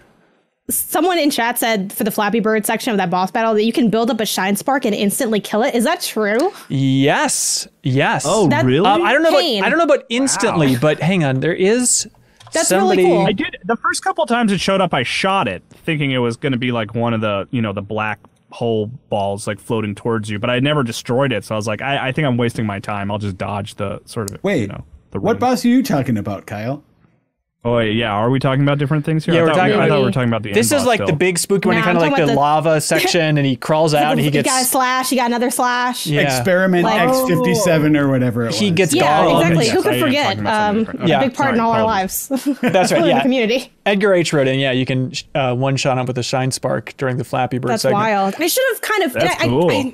I do credit them with those like kind of interesting nods, even in like the like whenever I would struggle with like a boss, because I streamed a lot of the game too. He would be like, maybe watch the opening cutscene again, and I'd be like staring for these little cues. Yeah. And I think when I saw, now thinking back to it, when the wind was like going, something should have connected there that just did not. But I don't know. You could No, do it either that's way, and fine. I think the options are kind of fun. Edgar also says, I love the detail that if you return to the room where they were messing with the experiment in the background, he's no longer in the room and it's all messed up, implying he escaped. That's after you fight that boss fight. Xavier Perez says, Samus destroying the fan controls after the experiment boss fight is probably my favorite nonverbal expression of personality in this entire game. I really love that they were able to make a Samus likable character even without dialogue. Yeah, that's when there's kind of the 3-shot charge door after she took care of this giant monster and she just charges it up and just like blasts it as fast as she can. Believe it or not, Samus's personality really comes through in this game. Well, I don't know. This is maybe a larger question. Is it, or is it just like her coolness and her aggression and her intelligence comes through? Like, how much personality is there ultimately? How much do we know about Samus that we didn't know before? Other than she has a Metroid ready to pop in her. Well, I will say I really, really love like when you beat Beakface, Yeah. and there's the whole sequence where you're like trying to hit him with your gun. Yes, and like it's great. It does that like Reddit subreddit like perfectly cut screams where she's screaming and it cuts My to like favorite outside thing. the ship. My favorite thing. That I loved that. I think I even saved it because I just loved that sequence so much. I loved seeing her so mad, so visibly angry, and really like it felt like genuine and like It was nice to not feel alone for a second. I'm like, I also let the same scream out. I'm like, is this me still screaming from this battle? But I don't know. It was the animation. It just worked so, and the cut into her sort of into the mask and her eyes is getting really wide. Just the whole, that was like my favorite sort of story moment, I guess you could say, or like cutscene was just that how angry she appreciated it. I don't know. And credit to even maybe the voice actor who didn't do a lot, like she doesn't express much or say anything, but that sort of guttural scream like really worked for me and It was just really so cool. good. I'm totally with you. Gmax Yeah. Theorin writes it and says, Samus's cool and collected demeanor through the entire game contrasts with that absolute freak out at the end, spiraling into an escape sequence where this time the destruction is you. I don't know what he means by that. A perfect capstone for the entire Metroid series. My game of the year, my new favorite Metroid game, and an all-timer. Just wow, says Gmax. Yeah, like when that scream started, I was like, is that her screaming? And then when they kept cutting to the outside and cutting back in and it was continuous, like, this is the best. the reason we like that guy, it's just she goes Super Saiyan, right? I mean, like that's effectively what happens at the end, and it's like, yep, that's enough for me. I just need that moment of her exploding with rage. I hadn't even considered the idea that like the sort of stoicism leading up to that really sells it even more. I hadn't even really thought about that, but I think that totally works. It is a moment where she loses it, and I truly believe that she loses it. You know? Yeah, and it's like also just how hard she's struggling. When she's getting choked out by him, like, this is dark. This is crazy stuff. She's like trying to reach him with her gross Metroid hand. Oh God, it's so cool. And when her visor went dark, they really left it dark for a bit longer than they needed to. It's not like you necessarily believe she's going to be dead, but it's also like cut to credits. But it just makes it makes it that much more grim, right? To be like she's really out of it here. Yeah. God, what's better too? I still, despite having seen it, I don't know, let's say hundreds of times, like that transition to the second phase of the boss fight, I love it, and I'm still trying to understand the animation, which he basically gives him like an Mortal Kombat X-ray punch to the gut, where it's like, boosh, right to the middle, and I want to go frame by frame just to figure out like what's exploding out the back. I think she's like shattering I think she's shooting armor. a charge. I think it's a charge shot that she's... Okay. Like, I think she's punching him with her gun and then firing at the same time. God, it's so cool. I love that bit, which is, probably a good moment to tip a cap to a certain gentleman. According to the credits, the cutscene lead is Ricardo Sanchez Castro from Mercury Steam. No other record of who this man is, what else he's worked on. I don't know if he's new to Mercury Steam. It's just a frustrating thing now that he is lost in the Nintendo void, right? It's just like, hey, I would like to see your work and hear an interview with you, but all right, I guess you're just going to be a name in the credits, and that's it. It's very frustrating. So I like how Samus got to dance with her dad during the final boss in that phase 1, where they're sort of just like spinning and doing all these like little choreographed moves. Yeah, that's like the ultimate. He just turns on his gun, like, hold on, I'm going to turn the. It's like turning on a hose and making sure you don't spray somebody off to the left and then swinging it through. It is like the greatest father-daughter dance. Just have your father stand on one end of the dance floor and just taunt you. Just go like this till you go. And then you parry your father to dance with him. I love that moment. I love when he does the, the come here thing, and then you run up to him and just kind of, so good. So good. So no complaints about that boss fight. the first time I did that, I didn't do, like, I stood close to him, but I didn't do the running. If you don't do the running counter at him, you just sort of stop like a foot in front of him and just like swing impotently and nothing happens. Yeah, it's really awkward. That's perfect. So, yeah. Hey, Ben, I want to go back to your question from a little bit ago. What do you, I don't know that I totally understand what you think the difference would be between like personality and like Samus's animations and stuff like that. I think I paused because I love Samus in this game. I'm in love with Samus in this game. Right? Yes. But then at the same time, I always go back to like the stupid red letter media test about, okay, without describing what they look like or their job, give me the personality of Qui-Gon Jinn. Like give me the personality of any of these Star Wars prequels things. And I catch myself with Samus every once in a while. It's like, oh, she's so awesome in this game. I love her in this game as a character. And it's like, okay, what about it? She's really good at what she's doing. And she's cool. She's cool. Yeah, I can't say more than that, but maybe I don't need to. I think you definitely see a lot of confidence in her, right? Yeah. In animations, you see competence. Like, I think that's more than just like doing cool. Some other C words. Yeah, I think it's more than just doing cool C's. stuff. Yeah. Yeah, and you know what? But there's a moment here. Interata says, my favorite moment in the game is when you meet Quiet Robe. Here we go. This is going to get steamy. What is with you and Quiet Robe? You say you're in love with Samus. I feel like it's like we just jump into this call and you're like, so Quiet Robe, right? Yeah, like super hot. You guys right? are all like, really into Quiet Robe, right? So I got out question. I got out my beak oil and really all right. Jesus Christ. Interata says, my favorite moment is Quiet Robe, where an Emmy is charging Samus, and then it deactivates, and Samus has her power beam still focused on it. Then she hears a noise behind her and aims at Quiet Robe. Robe. Like, I don't know if you remember this. This shot is so good of her just like quickly hearing the other sound. Anyways, when he bows, she lets her aim down and rests her arm on her knee. And you can tell from the way she does it that she's exhausted. It's just such smart visual storytelling and lets you know through body language Samus's emotional state. I went back and looked at that cutscene. It is nice. And it's not like a full collapse, but it is just like another nice little human moment of Samus of just being like, oh, thank God, this is somebody that I don't have to shoot.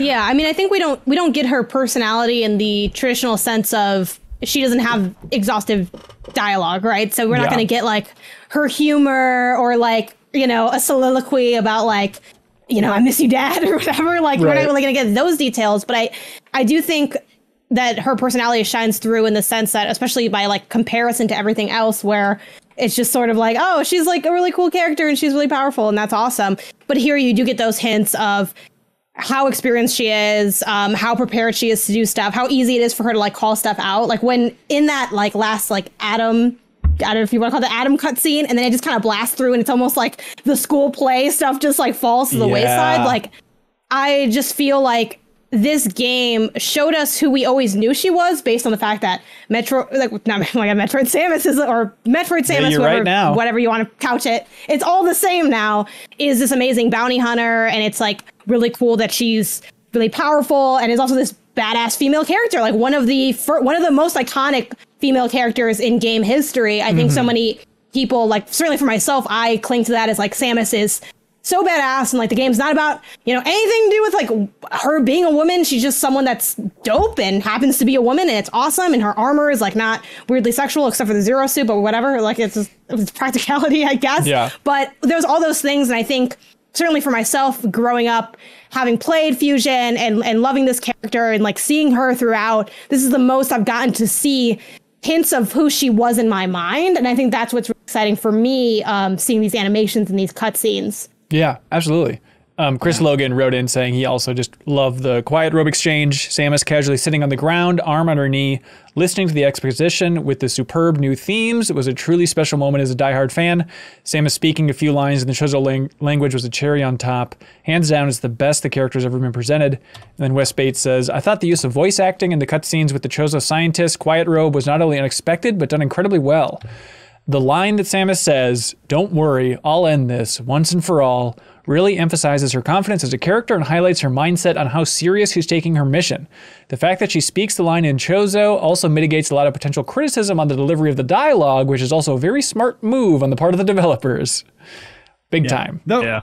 I think Metroid Dread is probably the best example of a silent protagonist that that gaming has ever had. Because, bold claim, but I think I'm with you. No, I mean, like absolutely. And of course, granted, she's not totally silent, right? She's got that scream. She speaks in Chozo, like, okay. But I think in so many other cases, when you have silent protagonists, I mean, particularly in Zelda, sorry, Kyle, but it's like, it never makes sense that the character isn't talking to me. No, Joe, you did not explore Hyrule Castle. There's context in there. There's a diary from Zelda. No, I think you're totally right. I mean, it's awkward, you know. That's that's where the sort of like disconnect comes from in those cases. It's where like people are talking to Link, but Link isn't talking back, and that always feels weird. Yeah. Or in Chrono Trigger, that like it just feels weird. In Metroid Dread, it makes so much sense because who is she going to talk to? There's no one to really communicate with. Yeah. So like it just drives home, like you have a character who doesn't speak simply because she doesn't need to speak. When confronted with a character that she has to say something to, she does. She's not like weirdly unemotional or totally quiet all of the time. But I think that does so much to sort of bolster that sense of like the isolation on the planet for her. But also that sort of confidence of like, she's a one person army and she just doesn't need anyone else. Yeah. It's a little bit like, you know, Wander in Shadow of the Colossus, right? Like the fact that he's so quiet, like it makes total sense. Yeah. He just talks to his weird horse. Weird. Always falling down, you weird old horse. Alan Liebold writes in and says, Quiet Robe clearly says Sebulba multiple times, and that made me laugh. It seems to be Chozo for however.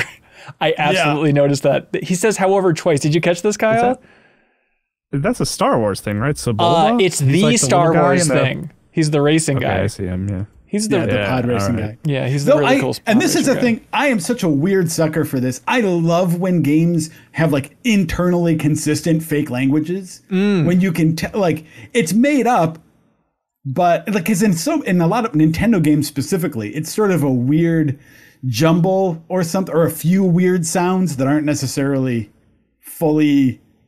I'm not saying that they did a whole language for this game, but at least at least the voicing of it is consistent. Like these words when they Animal appear Crossing are the sounds same. like a modulation, not a written language. Exactly, which is what exactly. it is. Yeah. So Let's see. Ross the Star Wars guy fund. He insists on being called.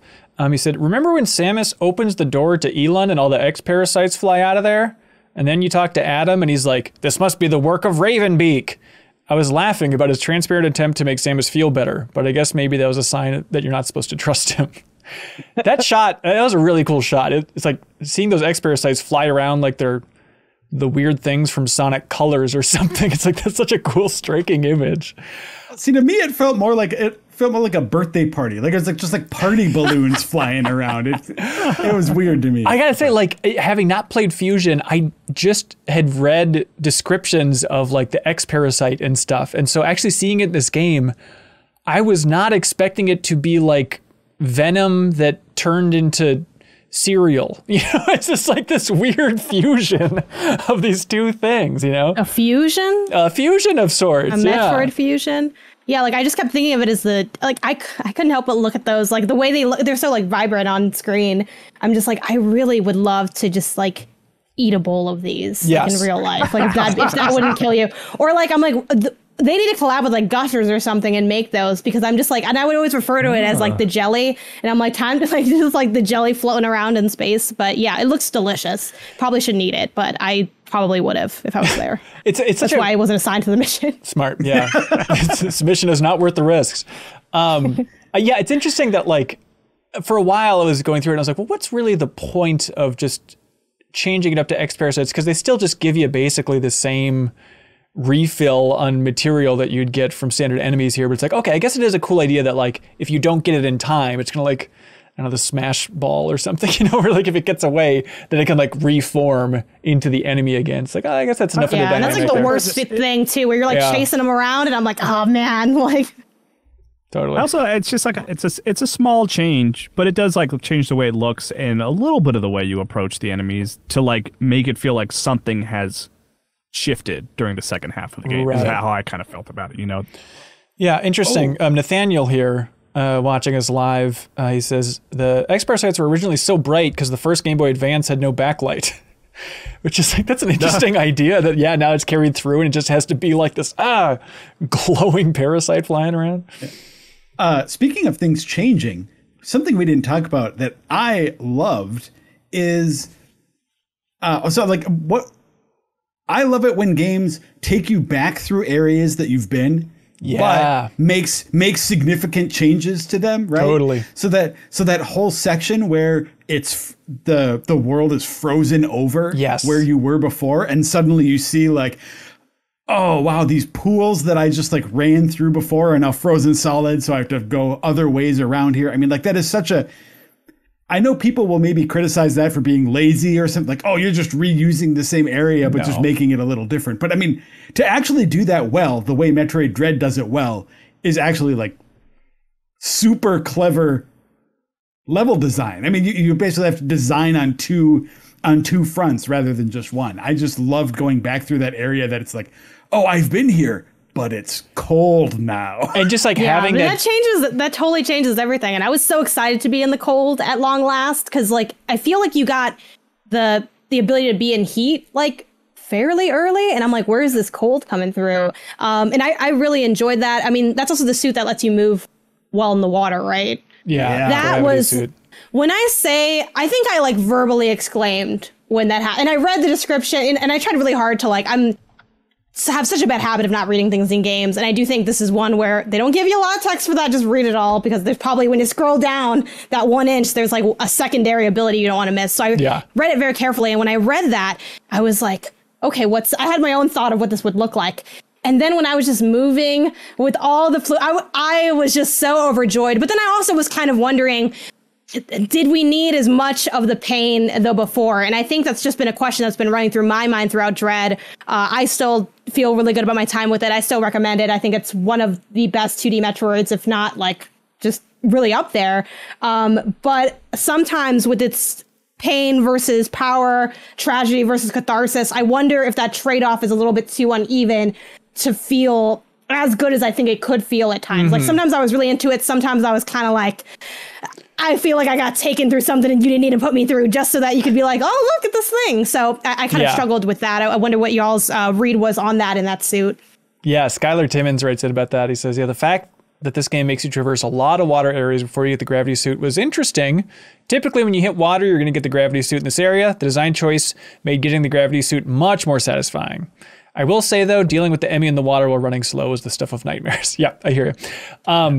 I was mainly just trying to figure out, like, so gravity's the reason you go slow in water? I don't think that makes sense, but okay, look, that's fine. Ben, don't think about There's that. There's a waterologist in the chat. Like, please let us know.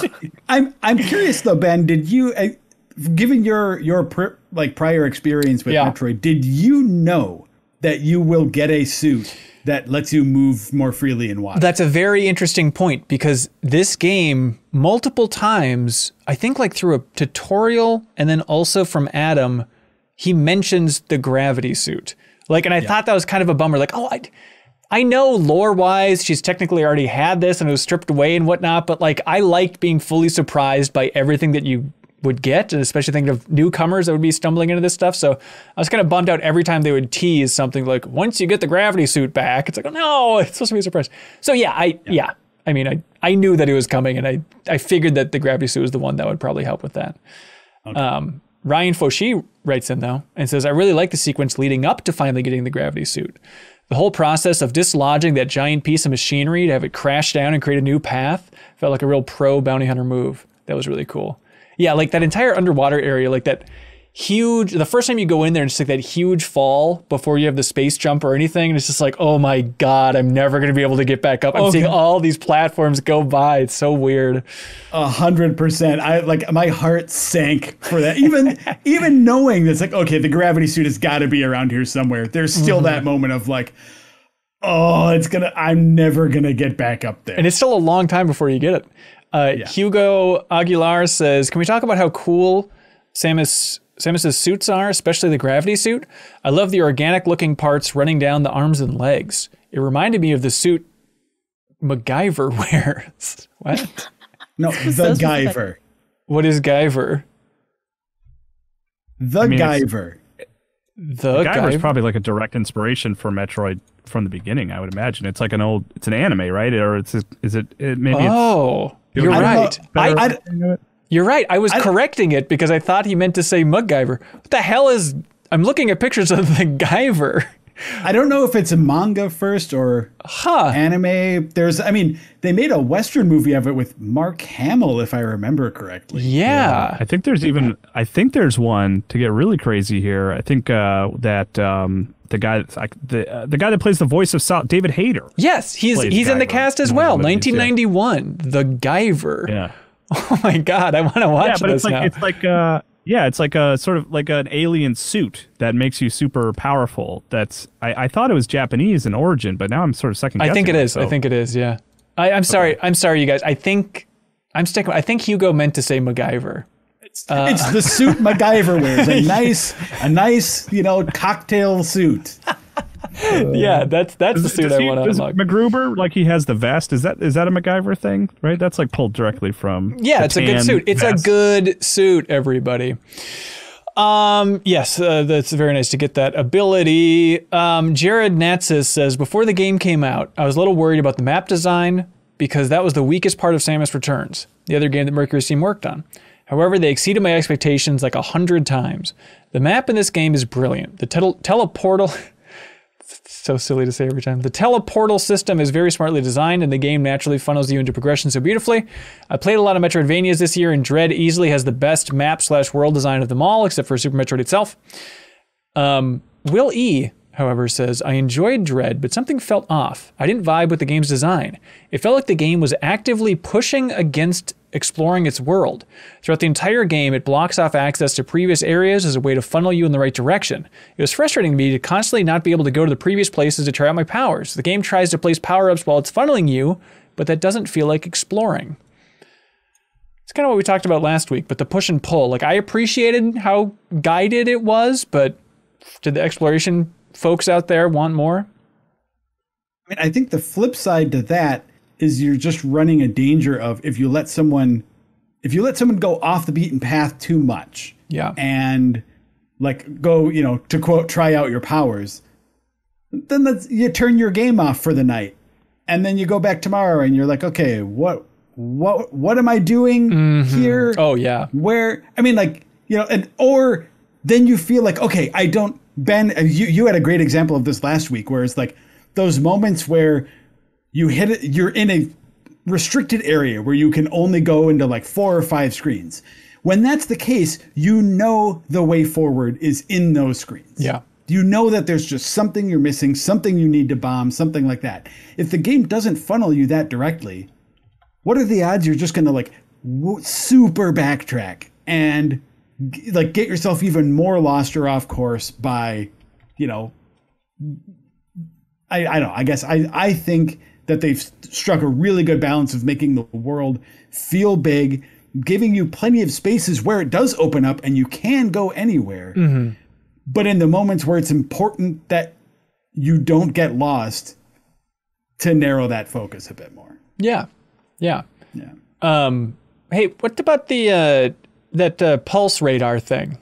Is that in other Metroid games? The ones that just tells you where all the breakable things are? It's in Samus Returns. Okay. It's lovely. I really appreciated that. Yeah. And what they had in Super Metroid, their version of that was the X-ray scope, which this is undoubted. Like, this is the Metroid Dread has the smartest version of this in any Metroid game, because if you look at something like Super Metroid, the X-ray scope just means that you walk into a room and you're just sort of like compulsively X-raying every wall and surface to make sure that you're not missing something. And in Samus Returns, the pulse eats up your energy, like your Eon energy, except that energy doesn't recharge as like it does in this game. Interesting. So it's like you have, maybe 5 or 6 good pulses in you, and then you have to like go and recharge your energy, and that's a pain. This one just like you use it, it takes up your energy bar, you can't do it again for a few seconds, but you never need to. Yeah. Yeah. It's really good. The Tune writes in and says, the pulse radar scanning the background is totally immersive and makes it feel like those levels exist beyond the 2D plane, which you're totally right, the Tune. It's so smart. Yeah. By the way, am I supposed to imagine, like, if I could see Samus's perspective, that most of the environment she's running through is just a hallway? Like, not. I mean, isn't that really like time, slender. right? Like when you're finally first person. I guess Like, so. I guess that's kind of the appeal of that, Yeah, it's just weird to think about, like, especially in, like, not the outdoorsy areas, but indoors. Like, I guess it's just a bunch of hallways for her. Anyways, It's just her breathing into her own mask, like it's getting all fogged up. oh yeah, she's just to be terrified. I mean, it is like I think of them as tunnels. Yeah. I mean, we talked about it in that Metroid episode of the MinMax show, where it's the combination of the word Android and Metro. Yeah. Right, like subway tunnels. Yeah. That's kind of how I always thought of it. Speaking of that pulse thing, Nick writes in and says, I played this game for 9 hours before I discovered that hitting left on the D-pad expands the mini-map. Yeah, that can happen too a little bit. Yeah. It took me I honestly didn't use like the map almost at all. Like sometimes I opened it to see like if I was between maybe the 2 or 3 rooms, try to get a sense of, oh, well, this part has the stuff that I didn't go through, so this is the way to go.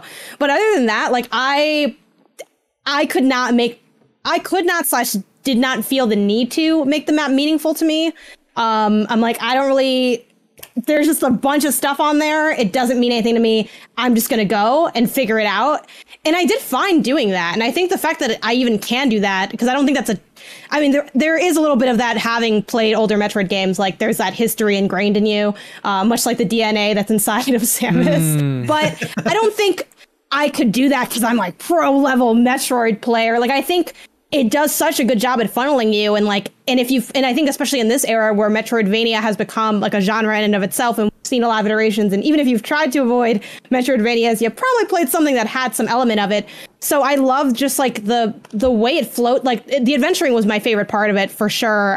Because again, it wasn't that good, those boss battles, and just being able to have that state of like, okay, well, now I have this ability and I can kind of, okay, they must have me here, and then let me try to jump this way, and you can scan this. But like once that starts really all flowing together, and I do think that's like where that back at half of the game, especially after the Emmy stuff's kind of done, where you can really start to use all those pieces, and then you can finally use like your screw attack to clear up all the little splotches on the map too. Like it just becomes a really nice flow state, and I was able to just kind of get around doing that. So I really didn't spend much time, and sometimes it's funny because I'd get every now and then I would get lost. Like I got very lost when I booted it back up because I forgot that I had the charge beam. So like I saw the wall, but I didn't know I could blast through it. So I spent literally like 45 minutes just like, oh no, my genius has gone away. Like I can't sense where I need to go. And people were trying to help me in chat, even though we could all just Google it. But it's a little more fun that way. And folks would be like, oh, can you open the map? And I'm like, I can, but you tell me what we're looking at. And I just really couldn't. I just really couldn't make it meaningful for me personally. Sure. But I liked that I didn't have to. Did anybody else run into the situation where you started collecting?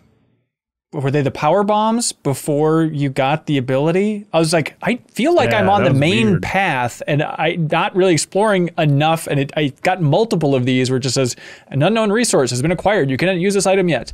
It's like, it's a feeling of like, did I mess up? Like I felt guilty, but like, was I supposed to get something? So it wasn't like a thrill for me, but I assume that's what they want to make you feel like, is that, oh, isn't this crazy that you're finding this and you're not supposed to yet? Yeah. It feels like your sequence breaking a little. I mean, you're not really, but it kind of feels like you are, which is fun. Right. Okay. All right. That's what they're going for. To me, it's frustrating because it's like, that you can't just say you don't know what this is. Like, this is bombs. These are power bombs. I should be able to use these now. It doesn't need to be hidden in a little egg that some bird statue's holding for me to use it. Would you, if you could choose yay or nay, Gladiator, Emperor, thumbs up, thumbs down, first time you encounter one of those, if you could have Samus say in Chozo, this is bombs. It's just like the second time that she says a line. Would you have her say that? Oh, yeah. Okay. 100%. All right, here we go. If it were up to me, that would be the one other thing she says in this game. That would really make the silent protagonist element sing. All right, there we go. There we go. It's funny that you went Gladiator when in Metroid Other M. That's a big thing. Oh, yeah, you're right. The thumbs up, thumbs down. I guess that's true. I wanted a real weird specific thing as I'm thinking more about the environments and stuff like that we were talking about. Did it bother anyone that it's basically, it bothered me that it's all of your platforms and stuff are basically black, like the way it's sort of giving you a cross section of the world, right? It's like you're in these tunnels or whatever. So that means that pretty much all of the color and all of the sense of place that's coming through is happening sort of in that like 2.5D realm. Mm-hmm. But the actual things you're standing on, like the cross section of it, are like they're just black bars, black boxes. So that means for me, it felt like I think that's why in the first part of the game, the areas did not feel super distinct to me, is because it's almost always sort of in the background.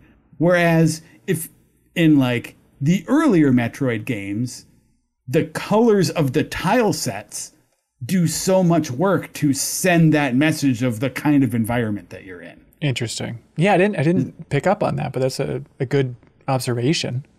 Yeah, I mean, I was thinking about again when you said I was stupid for not thinking there's enough variety.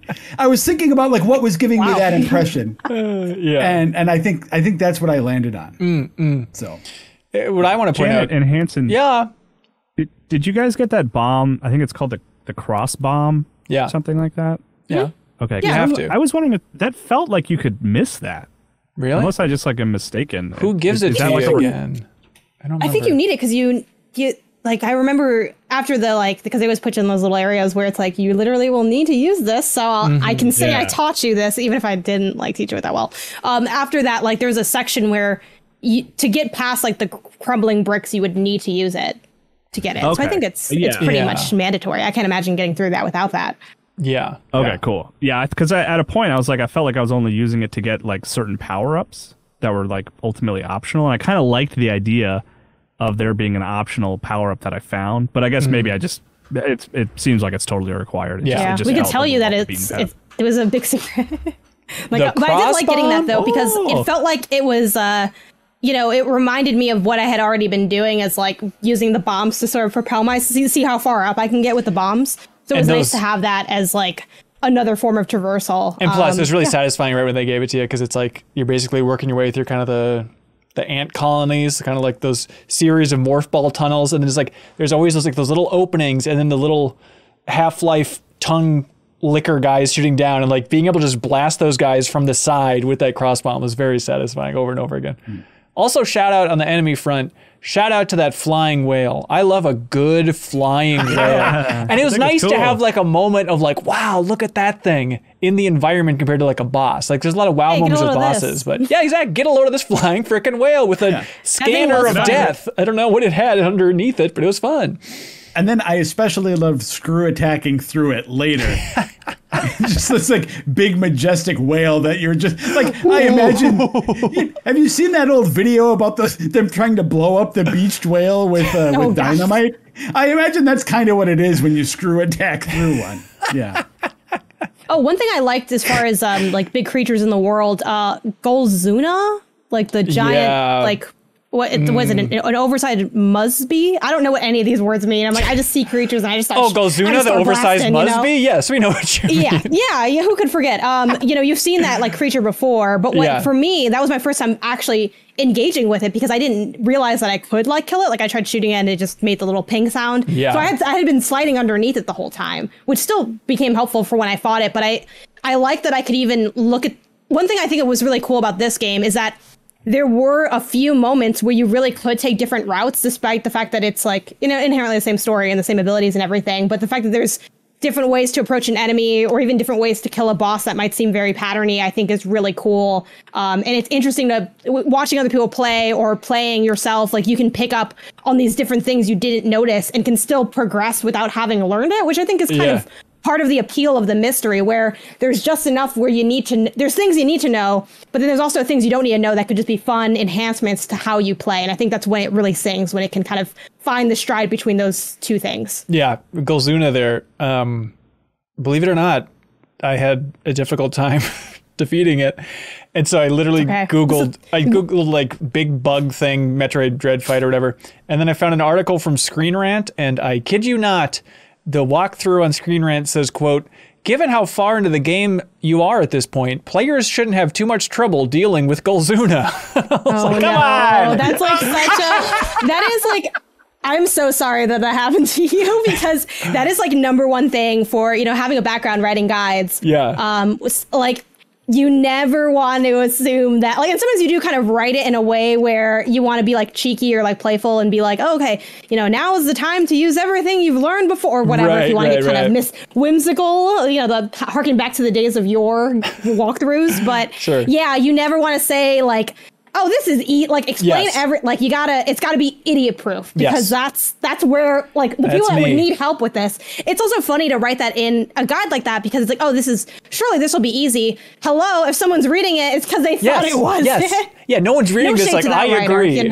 Yeah. It could have been way meaner. Like, I don't think they were like, rude, but that was something that I was always like hyper aware of. Like, try to make the easiest thing even easier. So, Janet, you don't read walkthroughs for sections of games that you cruise through? Because I find it very satisfying. Just go back, read. It's just good reading. I sure did that. Before bed, every night. That's right. Sean Mills writes in, by the way, on Patreon, and he says, "I got very stuck at the Drogiga boss fight and trying to figure out how to beat it. I figured out that I could knock out the boss," this is the water one, "and ride the elevator at the top across the screen. but the boss kept waking up before I could make it across. After about a dozen tries, I finally realized there was a button on the side that I could hit to drain the area, which speeds up the elevator. I like the idea for the boss, but I wish the game was a little bit clearer about what you needed to do. Yeah, totally with you. That is a danger of, like, if you're like me, you would do the thing that's like, okay, I watch the cutscene once and then skip it every other time when I do the boss fight. Yes. If you're ever having a hard time, I would recommend watch the cutscene again, because they almost always show something important about did it like fighting. Did it zoom in on that button? Is that the idea? Yeah, it showed the button like turn from on to off as the monster's like tentacles went up into the ceiling. That And then in Chozo, Samus was like, "Ben, this is how you do it." Oh, really? Attention, please. One of her few lines, but really left an impact on me for sure. One thing that I kind of struggled with that one too at first. Again, I streamed that one, so I had like the help of chat, which made it a lot easier. But when I was doing it, like I think I figured out the button thing, but then I couldn't put like all the pieces together. So I was like, I zooped to the other side, and then I assumed that I would have to do like left side and then like right side, like kind of separately. Sure. So then I did the right side and nothing really happened. And then I went back and then like people were like, now you have it. Just put it all together. And I'm like, there's not enough time. And they're like, there's enough time. And, you know, and then too, I was like having all these like memories flood back of people vaguely on Twitter saying like one person had tweeted out, I struggled with this one boss until I realized I could shoot while I was hanging from like the little blue ice magnet thing. And I was like, oh, could this? And I just started like going into like my mind palace and piecing these things to get things together. I will say one thing I liked about that boss battle is that it wasn't like, because it drained the water, like it wasn't just like dealing with the water. Because when I first heard about that boss, before I went there, I got a flashback back to I played Darksiders 3 and wrote the guide for it. And there's a water boss there where like the gluttony monster goes underwater and it's absolute hell. It's like one of the worst things I've ever had to do in my life. And I'm like, please don't be this. But I like that it was kind of very puzzly. The puzzly ones were my favorite ones because I didn't have to be good at shooting my gun. Yeah. So my favorite thing about that boss was defeating it. And not because I had a sense of accomplishment, but it was specifically, it's like, it's stupid, you know, underwater butthole thing. It's like bah, bah, as it's dying away or whatever. And then after it dies, I went back and checked the footage because I loved it so much. It just cuts to Samus, obviously expressionless, just in her mask, just staring at it for 4 seconds. Just like this close-up shot of Samus, no camera movement, her just staring, just making sure it's dead. It's another one of those little cool moments of just unnecessary, but just so cool. Let's see. Oh, Alfredo. Hey, oh yeah. I have a question for you guys. What did you think of the grapple beam? I liked it in theory, and then it was incredibly frustrating with the amount of buttons he had to really get rolling just to do any sort of cool maneuvers with it. Okay. Yeah. Because I was wondering, I thought that the grapple beam in Dread was actually a little harder to use than it has even been in previous Metroids. Oh, really? I don't know what you think about that one, Kyle, but like it especially trying to get to jump from one to the other to like chain a few grapples together off of blocks. I had a way harder time doing that than I did before. So for me anyway, in this game, it was a lot more just like, even though it's called the grapple beam, really its main purpose just seems to be like pull blocks vertically so they break beam. Yeah. Or horizontally, yeah.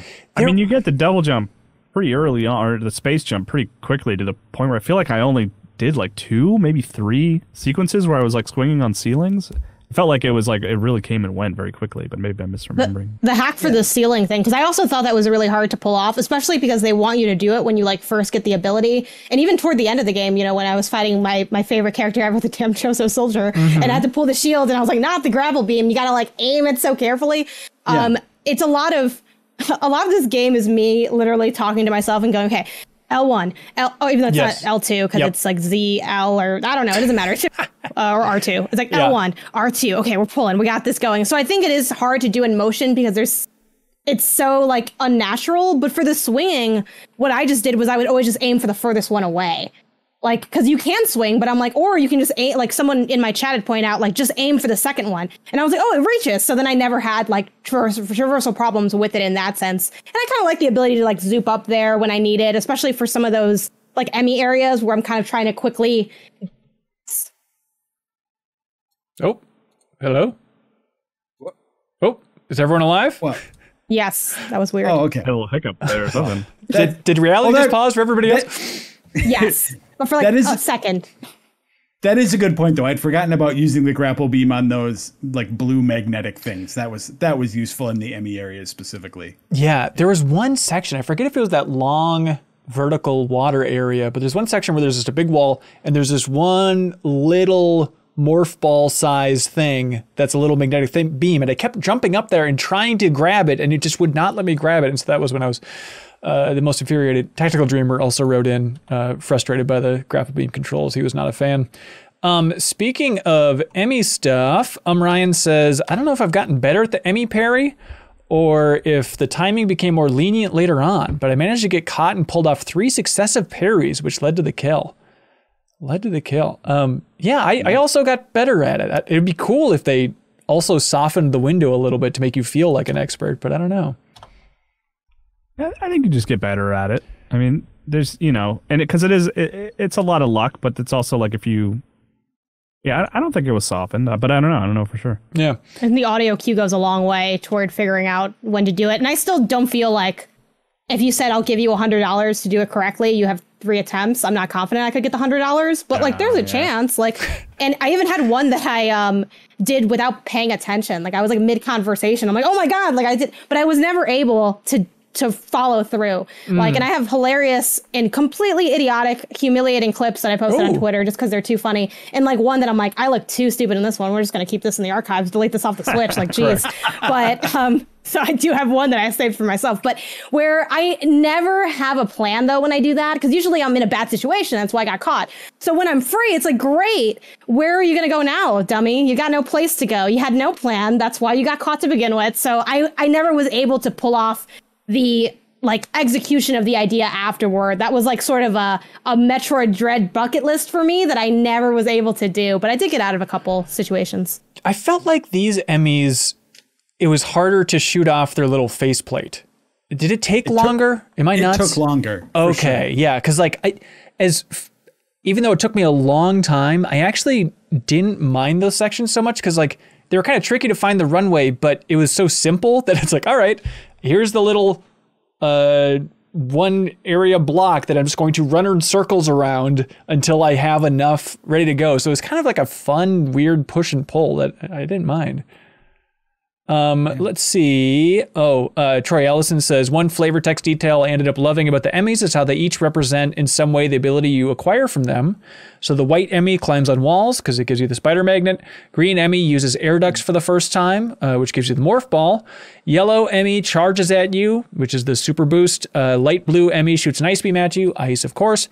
Purple Emmy can see/shoot through the terrain. That's the wave beam. And the orange Emmy releases an explosion prior to the encounter, like the power bomb. That's cool. I don't think I pieced all of that together. That's cool. Me neither. Mark Sharon writes in and says, this honestly might be my game of the year at the moment, but I gotta say, I really could have done without the Emmy mechanic entirely. Ooh. I feel like it was the thread that made it feel distinctive and different to me. I mean, there's plenty of other differences. Like, I'm not going to pretend like it's very much a Metroid game, for better and for worse at times. But I felt like this gave it its flavor, like for what I was doing. And I do think one thing that sort of surprised me was how less of a role it played in like the second half. It kind of almost reminded me of like what this is. Very light, not really spoilers because I feel like it's already out there for like Resident Evil Village, where so much of it was like Lady Dimitrescu or whatever. And then like the actual game, it's like, oh, that's like just a small portion. This wasn't at that level of extreme, but I was sort of surprised, but not super mad at like the less Emmys of the second half. But I like that it just kind of gave it something that made it distinctive is sort of where I land on it. Yeah, I think I enjoyed it overall. I think it was the right amount. And like giving people that break in the second half for a stretch was really a relief. I would have felt really different. Again, we talked about this a little last week. Like my big problem with Samus Returns was just the Metroid fight after Metroid fight, and they just lost their luster. I think they were smart, really smart in this one to give you 4 of them, one of which is an easy tutorial. So it definitely establishes a mood and establishes that sort of like sense of fear around them. And then, to just like be like, look, you went through half the game dealing with this. We're going to do other stuff now. Yeah. I really think that takes a lot of, I don't know what you'd say. I don't know if courage is the right word, but I mean, like, it feels pretty bold to say Emmys are what this game is about. They are your big enemy in all of your like marketing push, basically. And then to have it for the second half of the game, for most of it, I mean, at least a quarter of the game, the Emmys are just a non-factor. Yeah. So, and I hadn't really pieced it together yet, but because I didn't play Samus Returns, but that's probably another reason why there aren't Metroids in this game, because in the last game that Mercury Steam made, it was like, all the Metroids you can handle, and everyone kind of complained about it. Barney Anderson says that he barely used the Phantom Cloak in the second half of the game. Like for the Emmy stuff, you're just like run by, and I'm basically totally with you. I came out like in my 100% trek, I would come across a few doors where you had to go invisible, and I had a moment where I was like, "Wait, I can't dash through this door?" What? And then I was like, stuck on that too.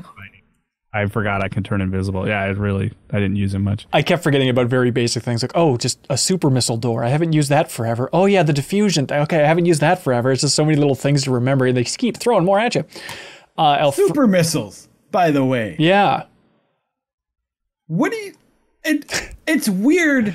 It is weird to me that the super missiles are not a separate thing anymore, because they used to be. A separate thing you choose. Super missiles are just an upgrade to your normal missiles, which when I first found out about that, I was celebrating, because I was like, this is what I've always wanted it to be. I'm so sick of like switching over to a whole separate kind of missile. Yeah. And using it.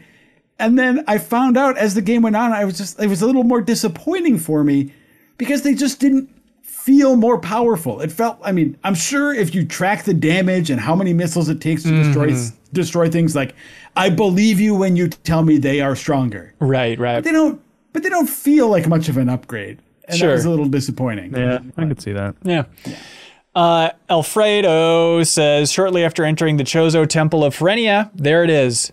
A perfectly accessible, inviting staircase in the background. The one that Samus dare not to tread on. Alas, poor Z-axis challenge Samus shall never know, as she is doomed to wander the earth in a strictly linear fashion. I also made that same move. Yeah, it's like you enter this area and it's like, oh, stairs. And so you try and do like the Mario up. And it's like, yeah, of course not, you idiot. All right. I'm the idiot, not you, Alfredo. That's super fun to imagine, though. Not that she can't use the stairs, but like if you imagine it in more of a 3D sense, that she's just like, well, there are stairs over there. That'll take too long. I'm just going to jump up to this platform, jump down the other side of it. Like when you're that good at jumping, you got to do it all the time.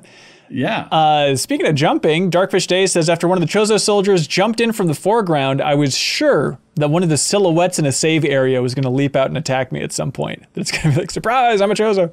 Oh, that would have been cool. Yeah, that would continue the trend with the Deepest Dive for Dead Space and Last of Us Part 2, which has those moments of, you think you're safe, you're not safe. Let's see, GRN writes in and says, one small detail I noticed, the transport Samus uses to access the Sky Fortress at the end of the game is a sphere. There's also Samus's morph ball, the visual scanners outside the X quarantine, and the computer screen Adam speaks from. It seems to be a recurring theme with Chozo technology. Just sphere design. So there we go. That's good lore building. Her weird shoulder pads too. That is true. Her eyeballs as well. Chozo tech. White Mex writes in and says, I wish there was a little more to Ravenbeak's X form, but the sheer badassery made up for it.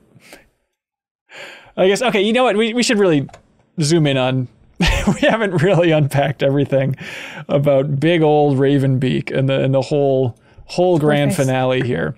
Okay, so let's see. Okay, let's go. Chris Cuevas here. Well, first, Lewis K.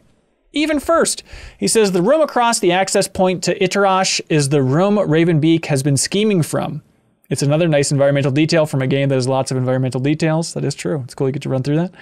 Chris Cuevas says, if you would have told me a month ago that a big bird man would be one of the coolest bad guys in gaming, I would have laughed in your face. But Ravenbeak is the coolest. Amazing boss fight, and the part where he loses a wing, so he just coldly rips off the other one is so cool. It is pretty cool. I liked sort of at the moment of the reveal, you know, like right before you realize that he was been Adam all along. I like that he was like, "You're a Metroid," and I was like, "Oh, I'm gonna fight Adam now. Adam sees me as a threat. Adam's gonna kill me." But then Adam, who I still didn't know was Beakface at the time, was like, "Oh, you're fine. You're like a good person, so you'll figure it out. Like, you'll be all right." It's like, okay. Oh, okay. This is the part that I need help on. Am I insane? Adam was controlled by Ravenbeak the whole time? Is that like definite? No, Ravenbeak was Adam. Like, he needed you to get powerful so that he could, like, you know, so you could reach your full potential. So he's been sort of pushing you the whole time. You were never talking to Adam. Well, yeah. It was always Ravenbeak. I mean, maybe in the very opening cutscene, I guess. Well, right? here's like, the part that's confusing. So, Visual Novelist, says, I wondered why Adam wasn't calling her lady. In hindsight, it made sense that Ravenbeak didn't have knowledge and familiarity with Samus. But Red 8 is also wondering, when exactly did Ravenbeak start to impersonate Adam? Some say it's from the very first time you used a network station, as evidenced by Adam not calling Samus lady anymore. But I did find it a bit weird that Adam still says things like, why did Ravenbeak let you go? What is his motivation? I know it can be argued that Ravenbeak just tries to throw Samus off as best as possible, but still. On the other hand, it does make sense for Adam to constantly comment on how underpowered and crappy Samus is if it is actually Ravenbeak. So hang on, I understand that, like, you shoot the screen and it's like, aha, Ravenbeak is right there. I didn't take that to mean that he was Adam. Like, did I miss some of that messaging? Where was that made clear? Just that he is. I don't know. Like, yeah, I don't know. It just made sense to me instantly. It's like Wizard of Oz. You get powerful. Okay, it's Wizard of Oz. He's the man behind the curtain, you know? Yeah, right. Wizard of Oz style. You pull behind the curtain and there he is. Okay, so it's confusing though, because in the beginning, like, it's not Hanson. He was there. And I think he does call her lady too, or is that in the opening cutscene? In the opening, Adam calls her lady. In the opening, yeah. But then the weird thing. Yeah, that makes sense.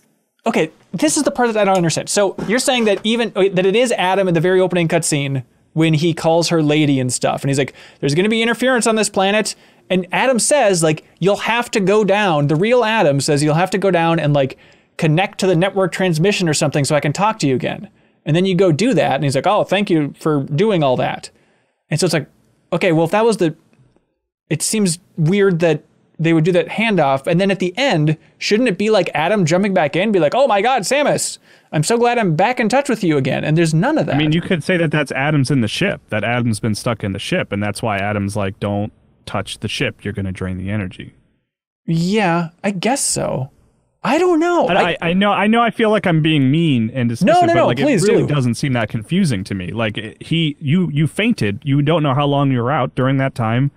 Beakface took over Adam's role and to push you along. I literally cannot remember his name. That's why I keep calling him Beakface.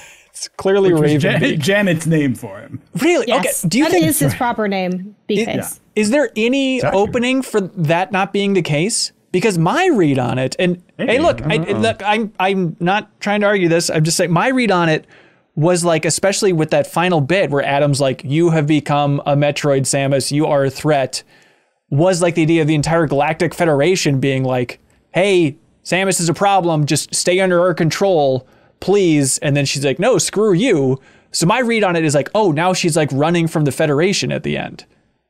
And I thought that was a cooler ending in my mind. I guess. I mean, I think maybe she just saw that. I think the fact that she's a Metroid and then, like, you know, but Adam, in quotes, was like, "But you're fine. You're powerful. You know how to maintain that power." I almost see that as Samus being like, "Well, Adam wouldn't say that. Let me shoot this thing," you know? Oh, I thought it was him saying, "You're fine as long as you just do exactly what I tell you to do."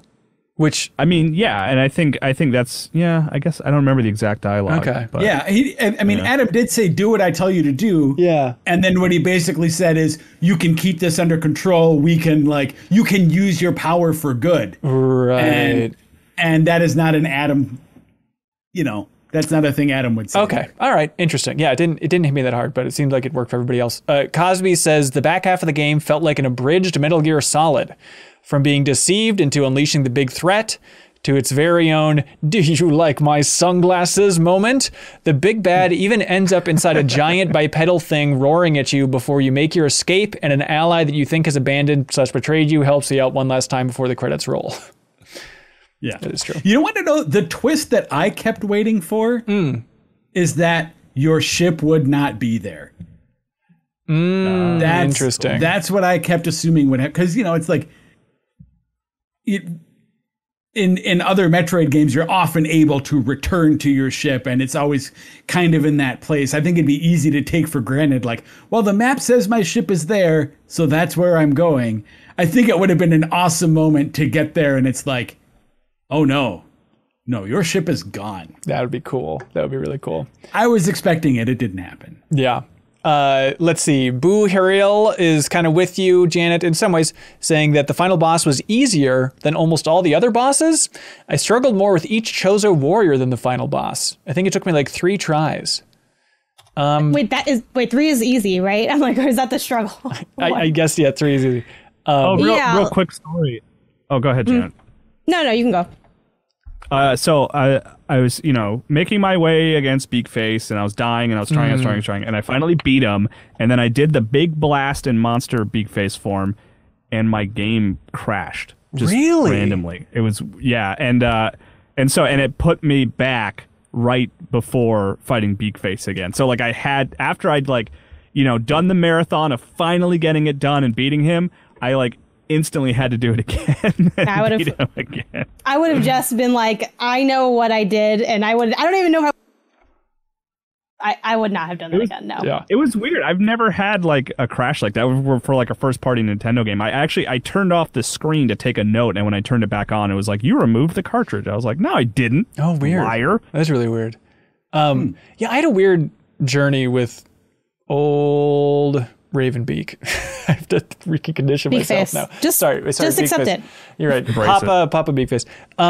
Where look, we're deep enough. I can be honest here.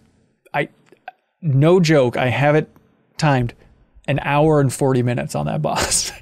Like, oh yeah. Yeah. Like, it was brutal. I mean, that's not that and crazy. that's including, like, I kept trying to take pauses for it, and it's just like, it's really hard. Like, it's because they're so long to me. Like, it's so much like, it at least felt longer, or like my experience with it was longer than with other bosses. So I just felt like you just had to keep going through it, and you'd have the parts that you could do, but then you gotta do them again. And I'm just like, if you could just let me save, Scummit, like, let me just save before phase 3, because I don't know how to jump, and I'm trying to learn. Like, I want to learn because I want to like be done. But yeah, phase 3 was a delight compared to phase 2. Is that transition of going to phase 2, and like phase 1, even like once you learn, okay, 4 missiles for the purple sphere, like that'll recharge me almost completely. Then it was just a matter of like getting used to. Specifically, like just getting used to the slide for dodging that thing. And it's like, okay, I'm overthinking, and I'm doing too much of the Aeon shifting and the sliding. And it's like, I just need in phase 2, every dodge is going to be the slide, just so I'm used to hitting that slide. And that really got me over there. So basically it was torture getting through it. And I was really frustrated. And then, but then like watching Kyle Bossman stream it, I was like, I kind of want to fight him again, because it is that thing of like, now I know how to do it. I think I could take this guy down pretty easily. I mean, I had the crash, right? Which was like, I was like, oh no, I got to fight him again. But like, I had gotten good enough at that point where it was fun. Like, because I knew all the systems, I knew where the finish line was at that point, So it, like, even though I was like, I felt awful the moment I saw it, and I was like, oh no, I got to fight him again. Like halfway through the fight, I was like, oh, this is cool. I kind of I know it pretty well, and I'm enjoying it. That's cool. So one little detail about that fight that I really loved was like the idea, they tell you that like there's nothing in this game that is beyond, there are no attacks that you just have to eat if you're good enough, right? Yeah. So in that second phase of the third phase of the fight, when he throws up that like pulsating sun thing, yeah. And I was like, what am I supposed to do? Yeah. To not get hit by this thing. And I felt very clever, because I kept waiting for the opportunity to use my power bombs for something else, for something offensive, because it just seemed ridiculous to me that they would give you this item super late in the game and then like not give you an interesting opportunity to use it beyond getting some missile upgrades or something. So I felt so smart after eating a few of those like sun blasts or whatever to be like, wait a minute, and dropped one of those power bombs and just watch it obliterate that stupid sun thing. I was very happy. I didn't know you could do that. That's awesome. Did you, I mean, people make the one-winged angel joke, of course, Joe, but like, did you also get some Final Fantasy boss vibes from this guy? Like with the throwing the giant sun in the sky and having the black wings and all that stuff? Boy, you know, I feel like I should say yes, but honestly, no. Wow. All right. It didn't really even occur to me. Well, there it is. It really should have. Yeah. Especially when he lands with one wing. Yeah. What are you doing, man? Yeah. I guess I was just in the moment. I don't know. Luca Alberti says the game does a great job at showcasing the weak spots of bosses via cutscenes, like we talked about last week. However, there is one hint that is mind-blowing. In Phase 1 of Ravenbeak's boss fight, he has an attack that covers the screen with pink energy that can only be avoided by ducking. Now, if you look at the first encounter of Samus and Ravenbeak at the very beginning of the game, you can clearly see him using that very same attack, and lo and behold, Samus ducks to dodge it. That's so good. She's a regular duck dodger. Good memory on that one. Good memory. Fork says, I like how Samus became the galaxy's petri dish. It reminded me of that joke in The Simpsons where the doctor is trying to describe all the diseases Mr. Burns has by shoving germs through a door, but they get jammed. Except instead of diseases, it's alien DNA. Poor Samus. Yeah, at a certain point, the game did become like very Ancestry.com, which I was not expecting, but I was like, okay, this is where we're at. Hey, Kyle, by the way, every time you lean on that side of the screen, it's bad because your face is going to be covered up by gameplay. So if you have to lazily lean to one side of the mic, make it the other one. Thank you. This way. Yep, there we go. Let's see. I'm not feeling great. No, I'm sorry. Ian T. Clark writes in and says, anyone else find the Metroid version of Samus disturbing? No, thank you. Hashtag not my Samus. It's fine. It's fine, Ian. It's fine. That's cool. Let's see. Hoots is wondering if we can explain the ending. Hopefully we did it enough for you here. Fred DeNovo says, with Samus becoming a Metroid, which is the Chozo word for ultimate warrior, it feels appropriate by the end. Mercury Steam has retroactively made the Miiverse meme make sense. Why can't Metroid crawl? Indeed. Which is... You can slide. Yeah. Now Metroid can do it all. It is... I was thinking about like how funny that line was, though. Of just... There's a line in the game where it just says, you are now a Metroid, Samus Aran. Like, it just made me laugh so much. We all screenshotted that, right? Yeah, like, we all instantly. What a silly idea! I was like thinking about like other versions. Very like You're a Wizard, Harry, to me. Yeah, which was kind of a weird moment. And then just in general, and maybe I guess the themes kind of being shown. Maybe you could argue narratively, it's because Beakface was at the helm the whole time, so it wasn't like super eloquent. But at a certain point too, like, you know, in the beginning, it's very much alluding to you're not quite powerful enough to do this. You'll need to explore or whatever. And then at a certain point, they're like, you haven't gotten insert item name, which you need for thing. And it's like I'm like, all right, we're just kind of admitting this is a game, and that's okay. That's right. fine. Right. But I was thinking about like how many other franchises could do this equivalent of you are now a Metroid, Samus. Of like, and I was thinking like it doesn't seem too out of line for like Metal Gear to have a character be like solid. You are a Metal Gear. Yeah, honestly, it feels like that line could be in one of the games, and I just forgot. You're like, Arthur, you are now ghosts and goblins. What else is there that we could do? Please help us in the comments. Come up with other examples where that works, because I'm in love with that idea. We're now cookies Mario, and cream. It's a Koopa. But it has to be the name of the franchise, Jen. It's a very specific formula. Okay. It needs to be named for enemies. Not that many games are named for the enemies, you know? Dante, you are now the devil who cries. I guess. That's kind of... That's a good one. Cream agrees, says, it makes the title of the series so much more meaningful than the enemy that you must kill when Samus is now a Metroid. It's a lot more poetic than I was expecting, and even though it's a severely bizarre twist, I really, really love it. I mean, Leafeon says, you are now Uncharted, Nathan Drake. That's so stupid. I really loved that you are a Metroid, Samus Aran line, because like it for a moment it pulled me out of that scene in the game, and you just sort of see like the future of the franchise unfold a little bit, or where it's like there's suddenly this just new galaxy of possibility in front of Samus and Nintendo and all of us who are Metroid fans. But with that one little line, if you take it at face value, which I did in the moment, it's just like, oh wow, that is, you ask yourself, what can they do to change this up? How can they move this franchise forward? And that one little line was like, oh, that's how they do it. That's the answer. Do you not think that the Federation will come down on Samus now, though? Not really. No. Oh. Okay. I mean, I think it's fine. I mean, maybe they'll try. But weird relation. Yeah. I don't think, no matter how much this series changes, like, I don't think that it's ever about, like, oh, the Federation, like, what's the way to say it? I don't think that it's suddenly some big narrative thing about the Federation's hunt for Samus Aran. Yeah.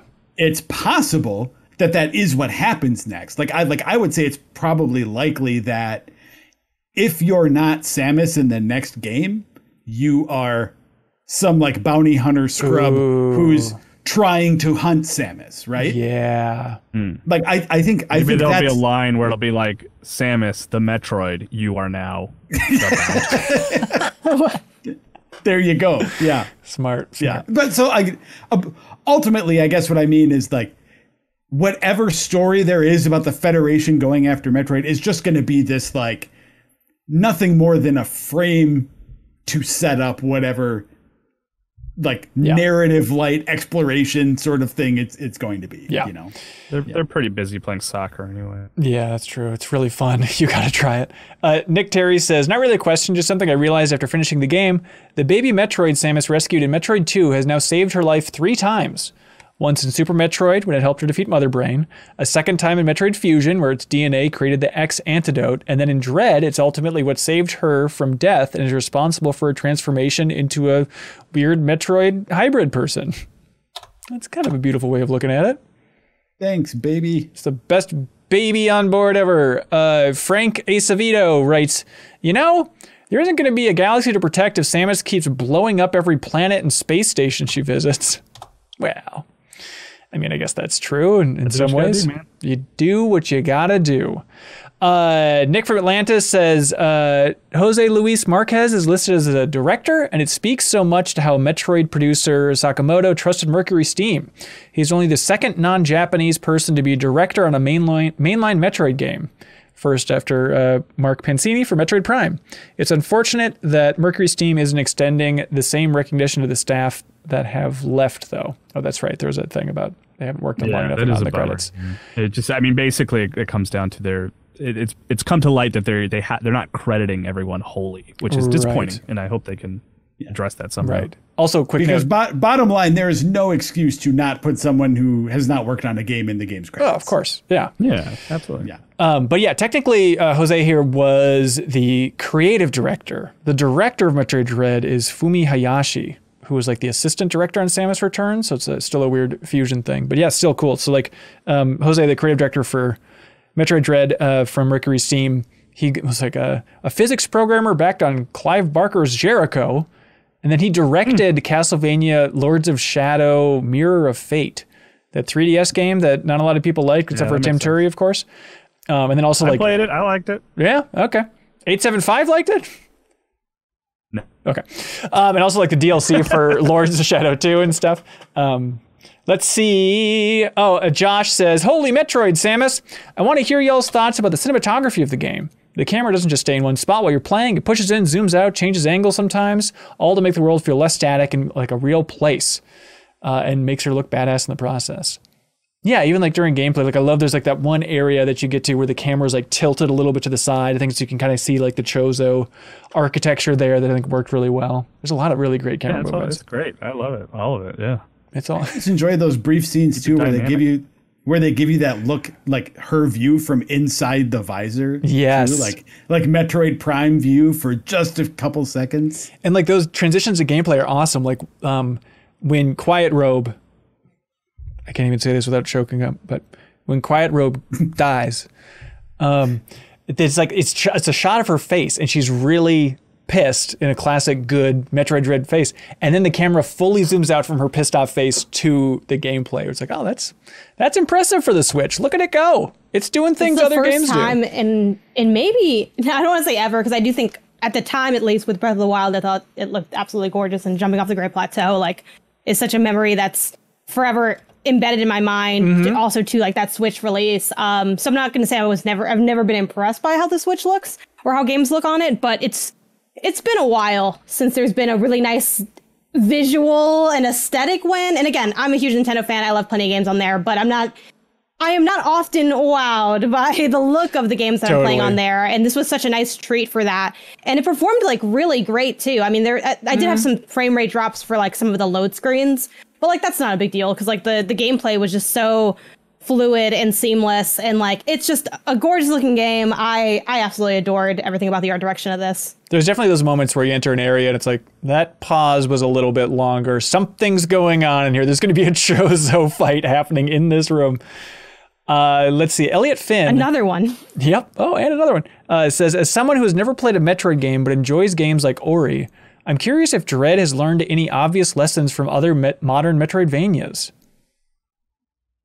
I didn't get the sense that it did. Not in a bad way. But it just felt like, to me, it was a reminder of how good they are at the genre. And I felt like very much playing this game felt like coming home for me mechanically, despite having only spent like, a lot of time with Fusion and a little bit of time with some of the other games. And it just felt so, I don't know, natural to explore the world. So I loved it. I'm also a really big fan of Ori. I will say, they're very different games is the only thing I would say to that. Like, I think they're both fantastic, but Ori is, to me, I found it a lot easier to make meaningful decisions on where I was going in Ori in the Blind Forest. I think combat-wise, if you played Will of the Wisps, because did the person write in just Ori, or did they say which game? I think they're just saying, they're asking in general if, like, it seems like Nintendo and Mercury Steam learned any lessons from other Metroidvanias, or is it all just an evolution of Metroid? The reason I mentioned that is because the Will of the Wisps is very, like, combat-y in a way that Blind Forest isn't. Blind Forest is very, like, all on platforming. Sure. You don't really do much else. Like, you can fight, but it's kind of different. Versus Will of the Wisp, like, you have weapons and stuff. Like, it's a very... And I think if you came off of Will of the Wisps, they kind of do... I think something about, like, the combat reminds me of it. Like, I think I see combat lessons learned from other games, but I don't necessarily see, personally, an enhancement on the Metroidvania formula based on what other people have done with it. Okay. Gotcha. Miguel Medjai says, so after hearing the Chozo speak and dying to the Chozo warriors a bunch, which caused me to see the loading screen and seeing fancy Chozo hieroglyphics, I wanted to see if there's a translation. Turns out someone already did a deep dive, seems like a trademark infringement maybe, lol, and cracked the code. There's a YouTube video of somebody deciphering all the Chozo hieroglyphs, which is amazing. John Bogan says, you know how you can fill in every little square of the map? I found myself getting pretty OCD about not leaving any unfilled spaces. It's just rewarding to color it all in. It's funny how you can almost just look at the minimap and do this with the little Samus helmet icon. Once you get the space jump, you can pretend it's a minigame of Flappy Bird or something. Am I a freak? Yes, you are, John. No, yes, you are. I did a lot of that. I wasn't comprehensive, but I did a lot of it, yeah. All right. Evan One Sonic says, hey, everybody, I love this game, and I appreciate you doing the deepest dive on it. Here is a list of the first 10 people to 100% Metroid Dread in the MinMax community. Number 1, Lycan Lurch on the 10th at 8:41 p.m., clocking into 10 hours, 14 minutes. Then Giorin, then Evan One Sonic, then Sprint Star 7, then Nick from Atlanta, then Derek O, then Saxoclone, then Jared, then Bob Buell, then Rich's Brew. Congratulations, everybody. The first people in the community, first 10 people to 100% it. Well done. That's awesome. Well done. Hey! Oh, not quite. Blaring Blur says, I absolutely adored Metroid Dread and it's easily my game of the year, but we have to talk about the one thing that really was a flaw for me. The game's soundtrack just wasn't up to snuff. We talked about it a little bit last week, but it's all right. I mean, it's not blowing me away. Except for that moment after Samus talks, where it plays like a classic theme and goes back and shows the map and stuff. Like, that was a good soundtrack pop, but that's all kind of homages to the past. Yeah. One last note, homage to the past. Did you, Ben, did you know about the Hyper Beam at the end? Or Janet, have you? I loved it, but I didn't know what it was from. No, I couldn't really. I don't really remember it from anything specifically. Okay, because that's another moment that is a very specific homage to Super Metroid. Because like the beam that you get when the baby Metroid like juices you up to fight Mother Brain, is called the Hyper Beam, and it's a very similar thing where it's like you're blasting at this giant 2-story monster that's been, harassing you, and you are finally able to fight back in a powerful way. Gotcha. But this version of the Hyper Beam is even cooler. So good. I loved, awesome. I guess it's, nice that they're all X-Parasites and stuff, but I love that idea of just going through the environment, just like, blap, blap, blap, just like everybody is just annihilated in front of me. It's so satisfying. Yeah, you've just got this like apocalyptic fire hose that you're blasting everything with. I loved it. It's beautiful. It's good. A couple people wrote in, Matthew Roberts and David Edgar actually, and asked about like, they said, kind of the pacing in the second half falls off. It kind of feels padded. Does anybody have thoughts on that? I felt that way. I was definitely. You already know what I feel about the soldiers. Yeah, right. I mean, I like, kind if of. you didn't have anything new to say, we could have just kept going. It's kind of in that camp, yeah. I mean, I was definitely repetitive. I was cooler on the game in the second half than the first half, and a lot of that was difficulty for me. But it seems like what Kyle and Joe, you're flipped. You're flipped, yeah.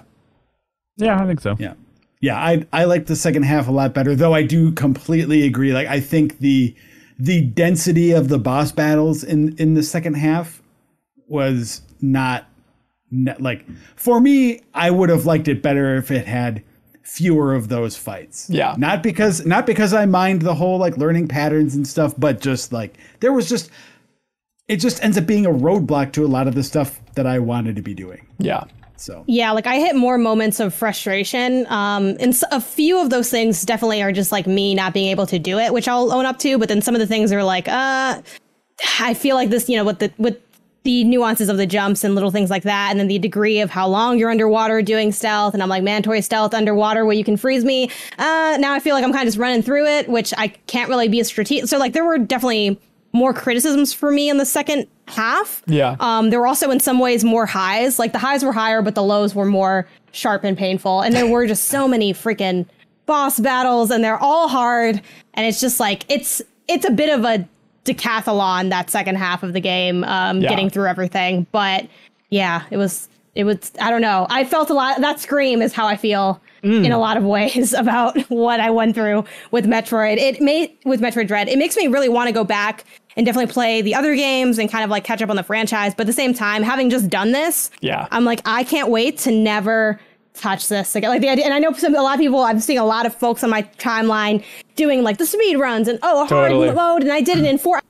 Couldn't be me, won't be me. No, thank you. You got the fact that you even got once of anything from me took everything I had from this. I think this is probably the hardest video game experience I've had this year. And I played both Demon's Souls and Kena Bridge of Spirits, and I'm just kind of tired at this point. Right, I'm just a little exhausted.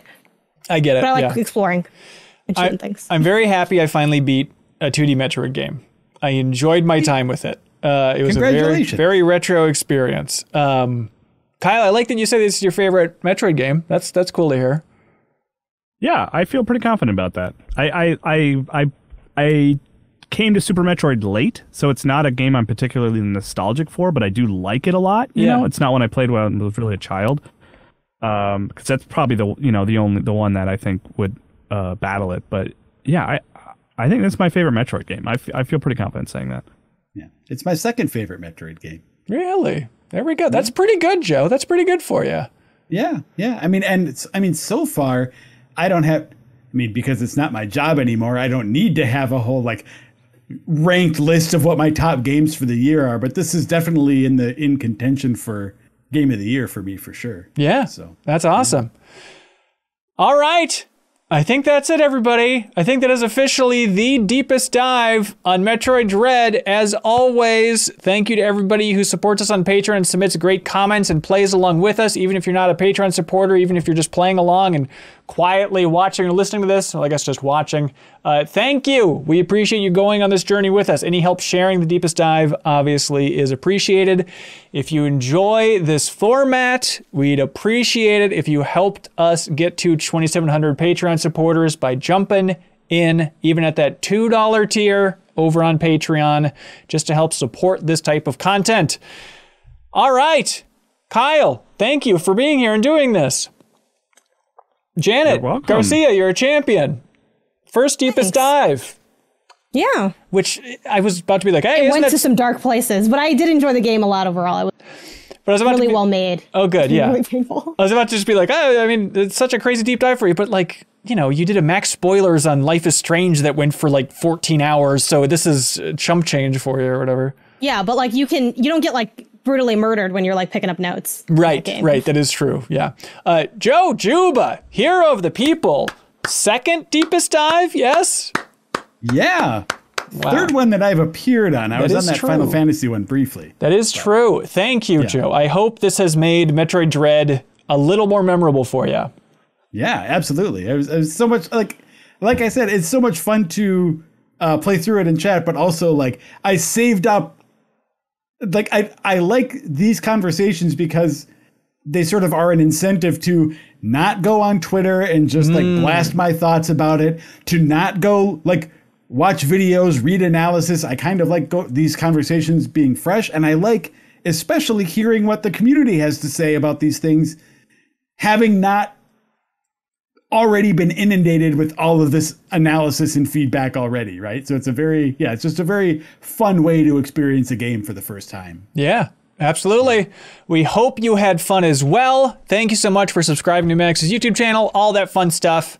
And hey, we'll be back in the future with another Deepest Dive. And Kyle, you know exactly what it is, right? Nope. Okay, I don't either, but we have some ideas. We will return. Thank you so much, everybody. Again, how do you say goodbye? There's got to be some funky Samus way of saying goodbye, right? Sebulba! Sebulba, everybody! Content like this exists because of you. Thank you so much for subscribing on YouTube, sharing it with a friend, and especially for supporting MinnMax on Patreon. Supporters at any tier on Patreon unlock access to MinnMax's Discord, the friendliest place on the internet, where you can compete in game trivia every month to win prizes with our show Trivia Tower. Thanks so much for watching and sharing our stuff, everybody.